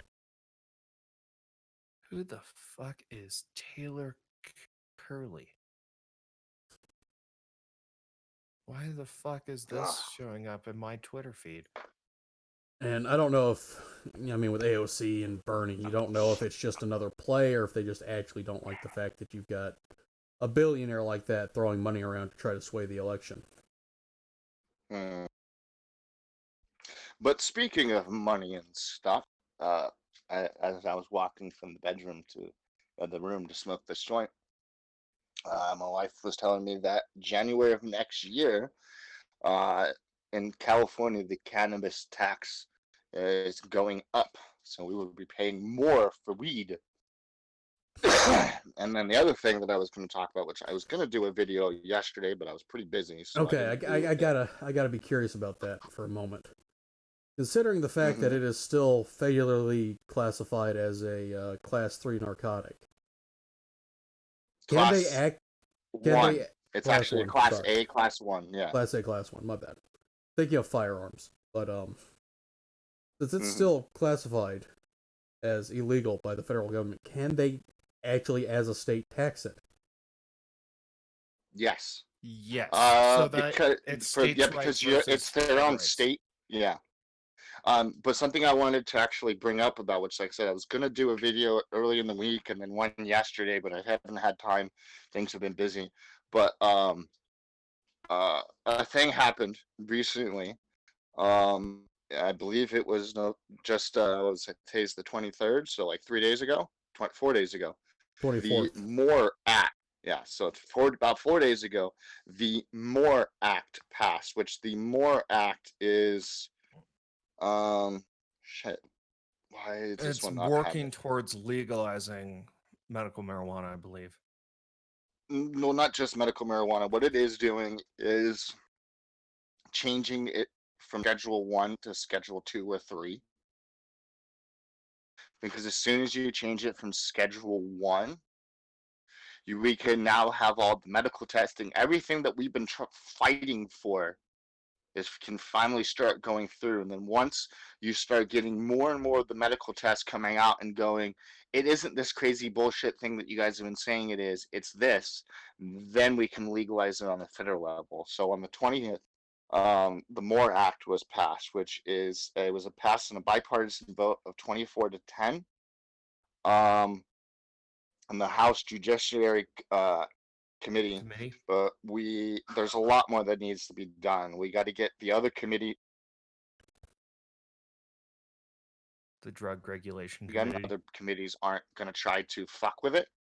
And then we got to make sure we can get enough support to get it to a House vote. Then once we get it to a House vote, we got to get it to the Senate and schedule it for a Senate vote. And once it gets into a Senate vote and it goes and it passes, it's good. Then it becomes federal law that then it would be legalized or decrimmed or whatever it is that ends up getting fought for at that time. I'm sure the ATF will try to tank it some way. Oh, well.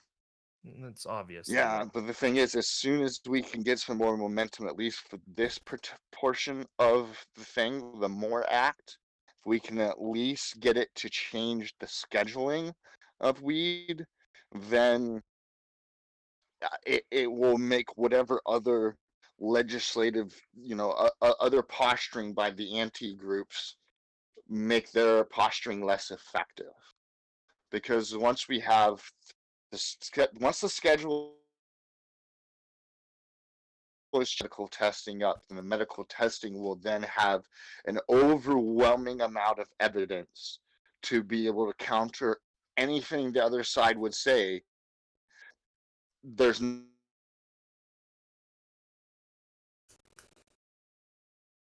that makes any sense.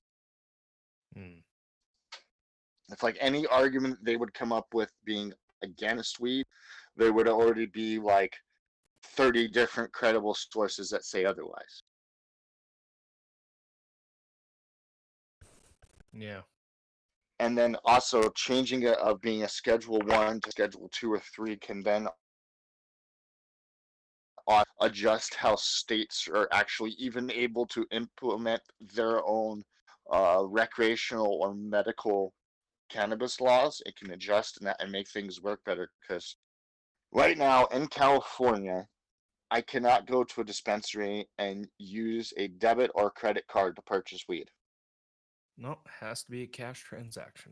Has to be a cash transaction, because since it is federally illegal, that business is considered a criminal enterprise, and all money gained from criminal enterprise are considered criminal gains, which criminal gains can't you can't use banking in the same way, so everything has to be cash. Yeah. Because cash is cash. Yep. Wow, that's very eloquent wording. I know you guys still have ATF doing raids on some of those businesses too. Oh yeah. Yeah, even though we put laws in to like try to minimize or prevent that, but it just slightly cut down the number. Yeah, and I'm definitely for some, like, obviously I support it as a medical and recreational user, so obviously I support it that way. And even just on a scientific, there's scientific evidence that's so overwhelming that says we might as well just make it okay. But the other reason that I am for either decrimming, legalization, something on a federal level is I can't tell you the number of stories that I have read where innocent people and their families and their communities have been completely destroyed by raids. Unnecessary raids. Well, they go and bust fucking grandma and end up breaking her hip trying to fucking toss the fucking flashbang in her house, to just find out that she didn't even actually have pot. She had an oregano farm, like 2 oregano plants. Yeah, because some of it is also based off some of the raid was it warrants or based off of hearsay from a neighbor without any real checking to see if there's like, beef. Yeah. Or you hear about this things which just infuriate me and sadden me of, they toss the fucking flashbang in and it lands in the, 1-year-old's bed where the baby is sleeping and kills the baby. Yeah. I've always been in opposition to the application of a no-knock on weed busts. Yeah, for me, unless I kind of even like this, I'm much more stronger with this thinking than I used to be. But I'm kind of I've been the mindset of if nobody is really getting hurt with the weed crime, you shouldn't be able to use any sort of force. Okay, they sold some weed. What to do? Are they selling weed and guns? Are they fucking killing somebody to get the bag of the weed or whatever? Then that's a See, different that's story. that's But if called a it's fucking just like, investigation that you do beforehand anyway. Yeah. right? Well, There- except the ATF is a fucking loose cannon organization that should have, been removed from function a long time ago. yeah. Yeah. ATF is a lot of fun. They're another one of those organizations that seems to somehow have been empowered to enact and regulate laws of its own design without any public referendum. Yeah. Mhm. And it's just a damn shame, honestly. Including up to allowing them to completely ignore Fourth Amendment rights. Yep. Because if you are a Class 3 FFL license holder, they can enter your premises at any point in time without warrant or reason to look around. Just because they added that little stipulation in. They're Mm-hmm. like, our warrant is your signature. And it's like, but you're Yep. violating my rights as a citizen of America. Thank you for. And what is FFL? Federal firearms license. Yeah. What's the first F? Federal. Federal fire. Okay. Yeah. Class 3 license allows you to have things like fully automatic weapons. Yeah. Fully semi-automatic or actual fully automatic? Actually, fully automatic. Yeah. What type of license do I need for a fully semi-automatic assault? You're in cannon? California. That's called you go to prison. No, actually. So in California, Well, that's hyperbole, but yeah. yeah. So in California, you can legally own a semi-automatic weapon provided it falls under the California compliance. Yeah, which is requirement. what 10 round magazine. Magazine must have a No. tool assisted ejection button. Nope. No. So there are two ways. So you can either have a California assault weapon.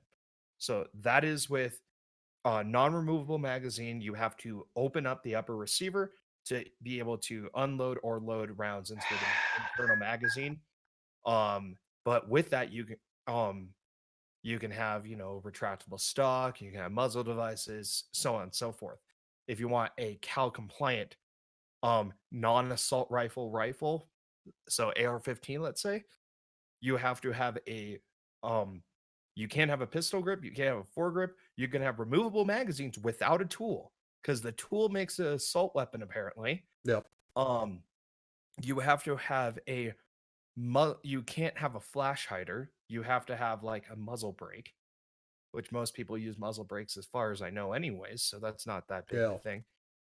But you can't have a retracting stock, you can't, like, basically it's like you can't have a lot of stuff, but you can still have a removable magazine. And with the pistol grip thing, you can just have a normal pistol grip, but you have to have a semi-permanent, and this is the actual wording, is semi-permanent on Kydex wrap around it that prevents your thumb from being able to go around the pistol grip to get full grip, which in my mind makes it less safe. Yeah. Right? Because you can't if get you a full can't have grip a on the solid rifle. grip of the weapon, it could fly out of your hands and hurt yourself or others, or cause you to miss aim, to not aim properly and harm someone or something. Yeah. Most of the time, I feel that most laws that while I don't own any firearms of my own currently, and haven't fired any firearms since I was in Boy Scouts, and I only fired long guns, so I've never fired pistols. Or Unfortunately, handguns, rather. never done handguns, pistols, none of that. I've done rifle, shotgun, and black powder. Mm-hmm. But regardless of all of that, I haven't liked pretty much the majority of the regulatory laws that pretty much any state has come up with for the most part towards guns. I'm a big supporter of the Second Amendment, and like none of the basically it's all these brainless sort of people trying to band-aid something inappropriate. They think band-aiding this thing will fix the problem when they shouldn't be even fucking with the Second Amendment. They should be fucking with other directions. It's Like, hey, 2-year-old let's parenting improve for a national situation health care. that's not dealing with 2-year-olds. The 2-year-olds, you take away everything they can use to hurt themselves because they can't get it back. They can't do something different. When it's an older child, you can't do that. Yeah. What I've kind of felt about that is, or the workaround for not having the full grip is you have a traditional like fixed stock. So think of the M1 Garand or Yeah, the Garand would 1903 be Field. entirely acceptable under what you've described so far. Yeah, no, but I mean with as in the stock and getting that full grip Yeah. is for an AR, you would need to have that kind of stock on it so you can get the full grip. Or you so there, at least in my area, there are a couple of local only gun ranges and such where you know not everyone know, or like none of the tourists really know about these ranges, but the locals do. And say if you don't have your rifle California complaint, you can take it there, because if you go to any of the recognized and public gun club ranges and such, they will not allow you to use your weapon at the range Yeah, because if they it have doesn't to, follow. especially since they're all fucking compliant, means they're under a giant magnifying glass, so they have to look perfect and pretty all the time. Yeah. Now, on this That's like with the subject, dispensaries and stuff. an interesting Yeah. bit of news I do happen to have some knowledge of that's been going on. I don't know the current state of it, but yesterday in New York, they began the first attempt to arrest somebody for having a non-compliant magazine for a rifle. Mm.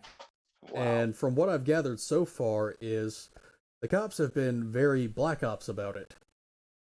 Radio jammers, they're trying to keep the media away, they're lying to the media, and of course, it's the modern age, so shit like that doesn't really work in just a standard situation. So the guy's still been getting messages out on Instagram. But they've basically threatened his wife with child protective services. They've cordoned off his street. And this is over him possessing the magazines, not him threatening Yeah, I'm just them like, or so he anything. has a He's no-no refused to give holder. them the magazines. Yeah, so he has a no-no holder, Yep. and because he has a no-no holder, that's treat him like a domestic terrorist? Yep. That Yeah. doesn't make any sense. But to them, it does make sense in the sense of these are what these twits are doing, but it doesn't make sense to rational, properly thinking humans are like, this? Okay, so it's like California with the whole reusable plastic bag and stuff. It's like, okay, so I have a no plastic bag, and as soon as I walk into the grocery store, you're gonna tackle me to the ground and arrest me? Where I'm from, they still give plastic bags, so Yeah, but you know what I'm getting at, right? yeah. Like, it's like, okay, I have a no bag, and what if I For what? have the no bag as like, what if his no magazines are actually like in a frame and they're like mounted on the wall?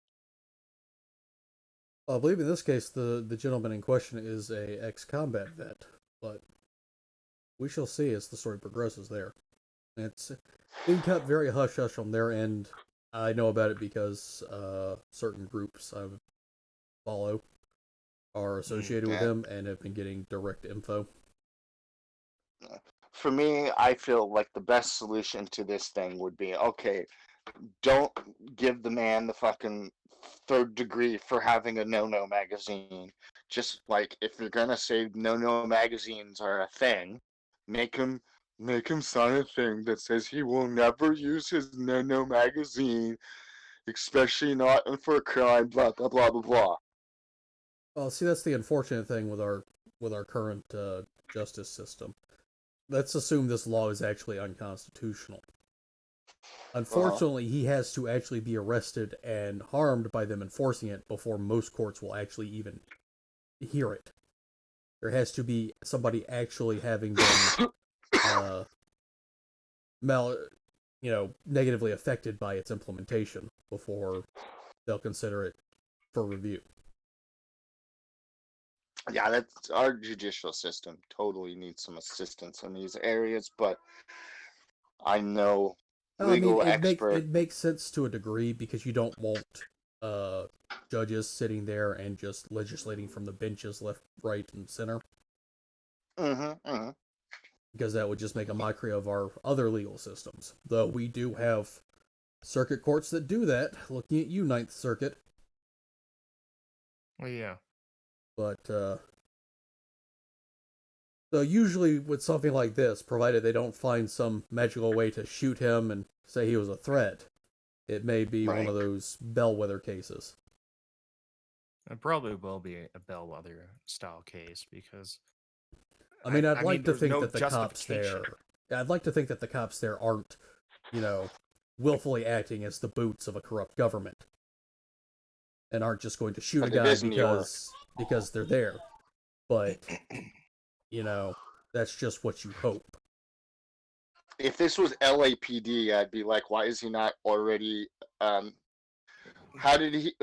is he not already of Epstein himself? I mean, if it was LAPD. Well, New York. How come he isn't Rodney Kinged? Well, with New York, it's frequently been found that graft, which is cops taking bribes, is part of the system as opposed to the exception to the system in New York. Basically, as far back as we can remember, as far as New York being a major city, the cops have been corrupt there. I'm not surprised.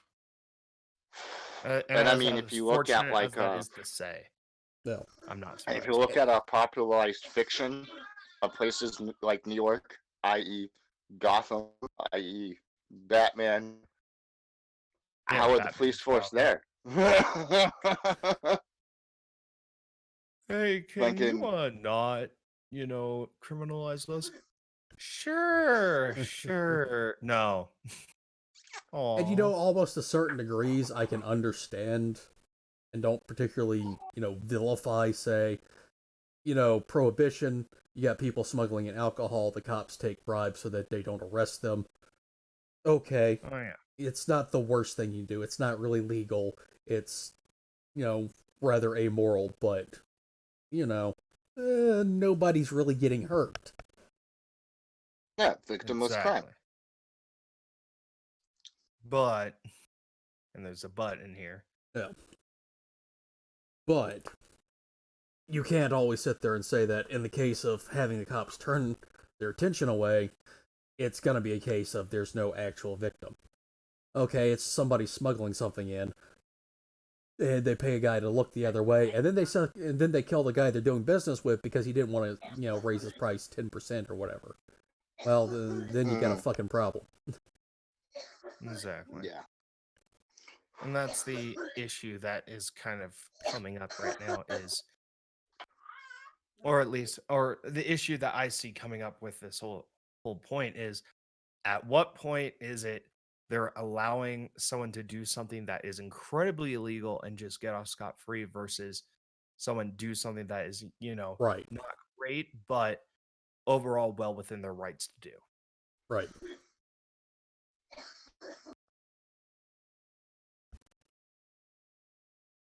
And not to fall back on the overused trope of the slippery slope, but, I mean, once you start taking bribes, where do you actually start calling it? I mean, after a certain point, are you going to start investigating each situation as thoroughly as before? Are you just going to trust somebody not to be killing somebody when you take a bribe from them because you've taken 30 bribes from them before and they haven't done it, or... I'm sure there's some trust going in there. I mean, you would have to assume so. I mean, the whole Hollywood thing of you've got two rival gangs showing up to make a deal over drugs or something, and they end up in a shootout because the price. That's bullshit. That does not happen as You often don't as show up to one of like those to things imagine. like that. That's nonsense. You wouldn't be able to develop a fucking customer base or a supplier base if you're shooting up every other person that you make a deal with. Exactly. It's Yeah, it bad doesn't fucking happen that way. business. And yeah, and like if you were a businessman, as they would call themselves in that situation, if you were a businessman and you were coming to table with your product or to get a product or something, there's none of this fuckery. It's not how you do business. Hell, It's if it's a not like drug deal, the money and the drugs are never going to be in the same place in the first fucking place. right, and It's the people that usually are done doing the dead drop interchanging style. aren't having like they're just the speakers for the thing. They're not even the one doing Yeah. all the other stuff. The I know. general rule when it comes to a drug deal is that the same person never touches the drugs or the money at the same time. Period. Exactly. Yeah, we had back when I used to live in Golden Gate Park, we had things like that where like I'd get somebody to come over, talk them, ask how much they wanted, talk them into a better deal at a certain price, you know, be like, $3.50 for an ounce or something. I don't remember what the prices were back then, but also so I got some good money and the other people with us got some good money out of it. And then, they give somebody else the money and then somebody else walks up to them and gives them the amount. I And never then they touched come money. I back. never touched product. Mm-hmm. And the Yep. person who gives them the weed isn't even the person who originally had the weed either. Yeah. So that's how you do it. Yeah. That's how We you're actually smart used with to do that in that front of the business cops and they method. never knew. It was very hilarious. You're Yeah. probably wondering how the hell we did that, right? Oh, no, because I've done the same thing. It's I was like shell before game. I could really buy. Yeah. Yeah.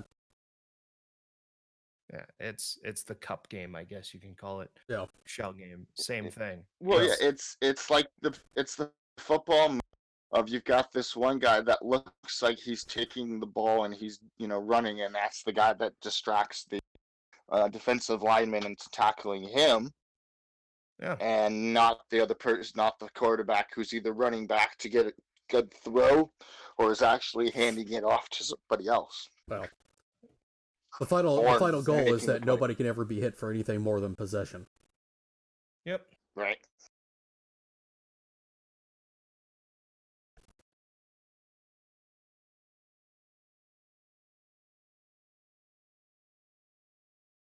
Well, it is. We have made it to our second hour. If anybody else has anything else, we should probably wrap her up. One bit Oh, of a no. surprise from the gaming side. Apparently, Wasteland 3 just came out. Oh, right. I saw that actually. Complete Yeah. left field what surprise for me. I didn't even know it was in development. Yeah. what was Wasteland again? Wasteland, So Wasteland was Fallout before Fallout. Yep. Made by the same guys who were Yeah. going to do Fallout. And Yes. then after they've reformed a studio in Exile a few years ago, they did Wasteland 2. And I believe last year they were bought up by Microsoft as one of their development studios. And they worked with Obsidian to release Outer Worlds here recently, which is pretty good. Yeah. The developer is In Exile Entertainment and the publisher is Deep Silver, and the release is May 19th, 2020. Okay. And it's basically following the same model as Wasteland 1 and 2 and Fallout's 1, 2, and Tactics, in which it's turn-based, up in the sky, like looking down RPG. Turn-based isometric. Yes, that is the words that you use to describe it. But apparently, unlike Wasteland 2, this time it's taking place in post-apocalyptic Colorado, which is supposed to be freezing wastelands, and you're Player Yep, will up take in the control of the Rockies. last surviving member of Team November, a Ranger squad. Okay. Um, Sounds fun. Wasteland 2 was based in the southwestern desert. Yeah. Is like in Texas and Arizona. Arizona and Los Angeles is where it's based in. I kind of like the fact that Fallout and Wasteland are actually located in real world places. Oh yeah, no, I Kind of really kind of enjoy that. interesting. Well, hell, back in I the early Fallout, you even had it broken down into NorCal and SoCal. Oh yeah, no. Oh, I I fucking love the wonder original Fallouts. how well they did that though, because most people consider San Francisco NorCal, and it absolutely is not. So, um, San Francisco, I believe they just call it Frisco. Los Mhm. Angeles is called the Boneyard, and then San Diego is called Dayglow. Because San Diego is a major military area. Apparently they got a nuke straight to the nose. Mhm. But no, they actually broke up the state pretty well. In fact, I believe one of the plot points of the first game was settling down some of the strife there and creating the California Republic. New California Republic, Yep. the NCR. Fuck yeah. Which the reason why I'm laughing about the acronym CR is because up in my area we have College of the Redwoods, or CR. Yeah.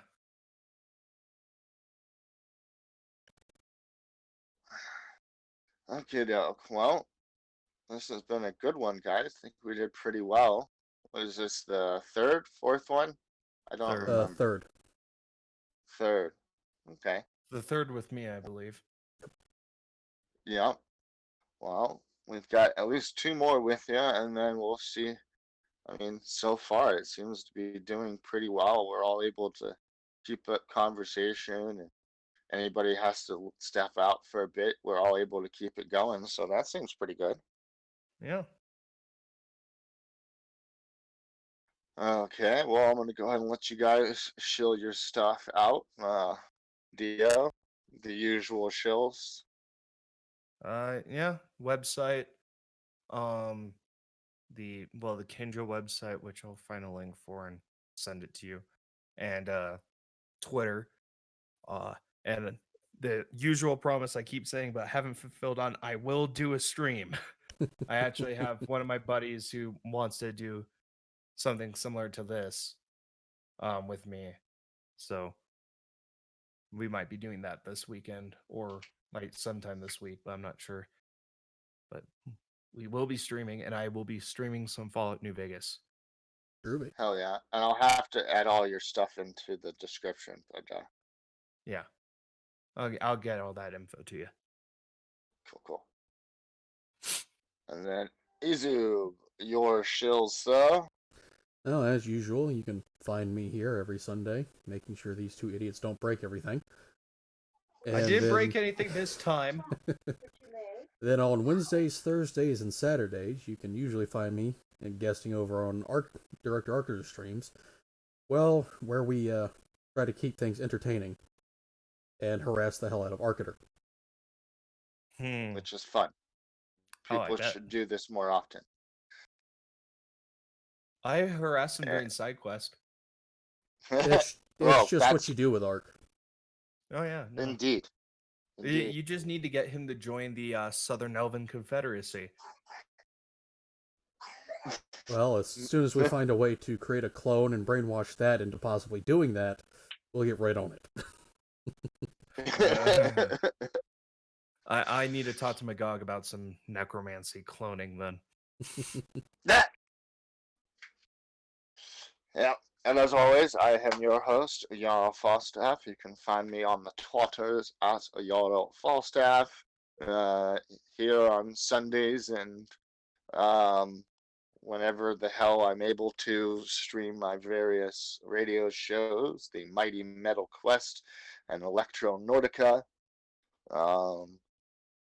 And my streamlabs.com/Jarl Falstaff. And as people may have seen in the middle of the video, there is a donation goal bar.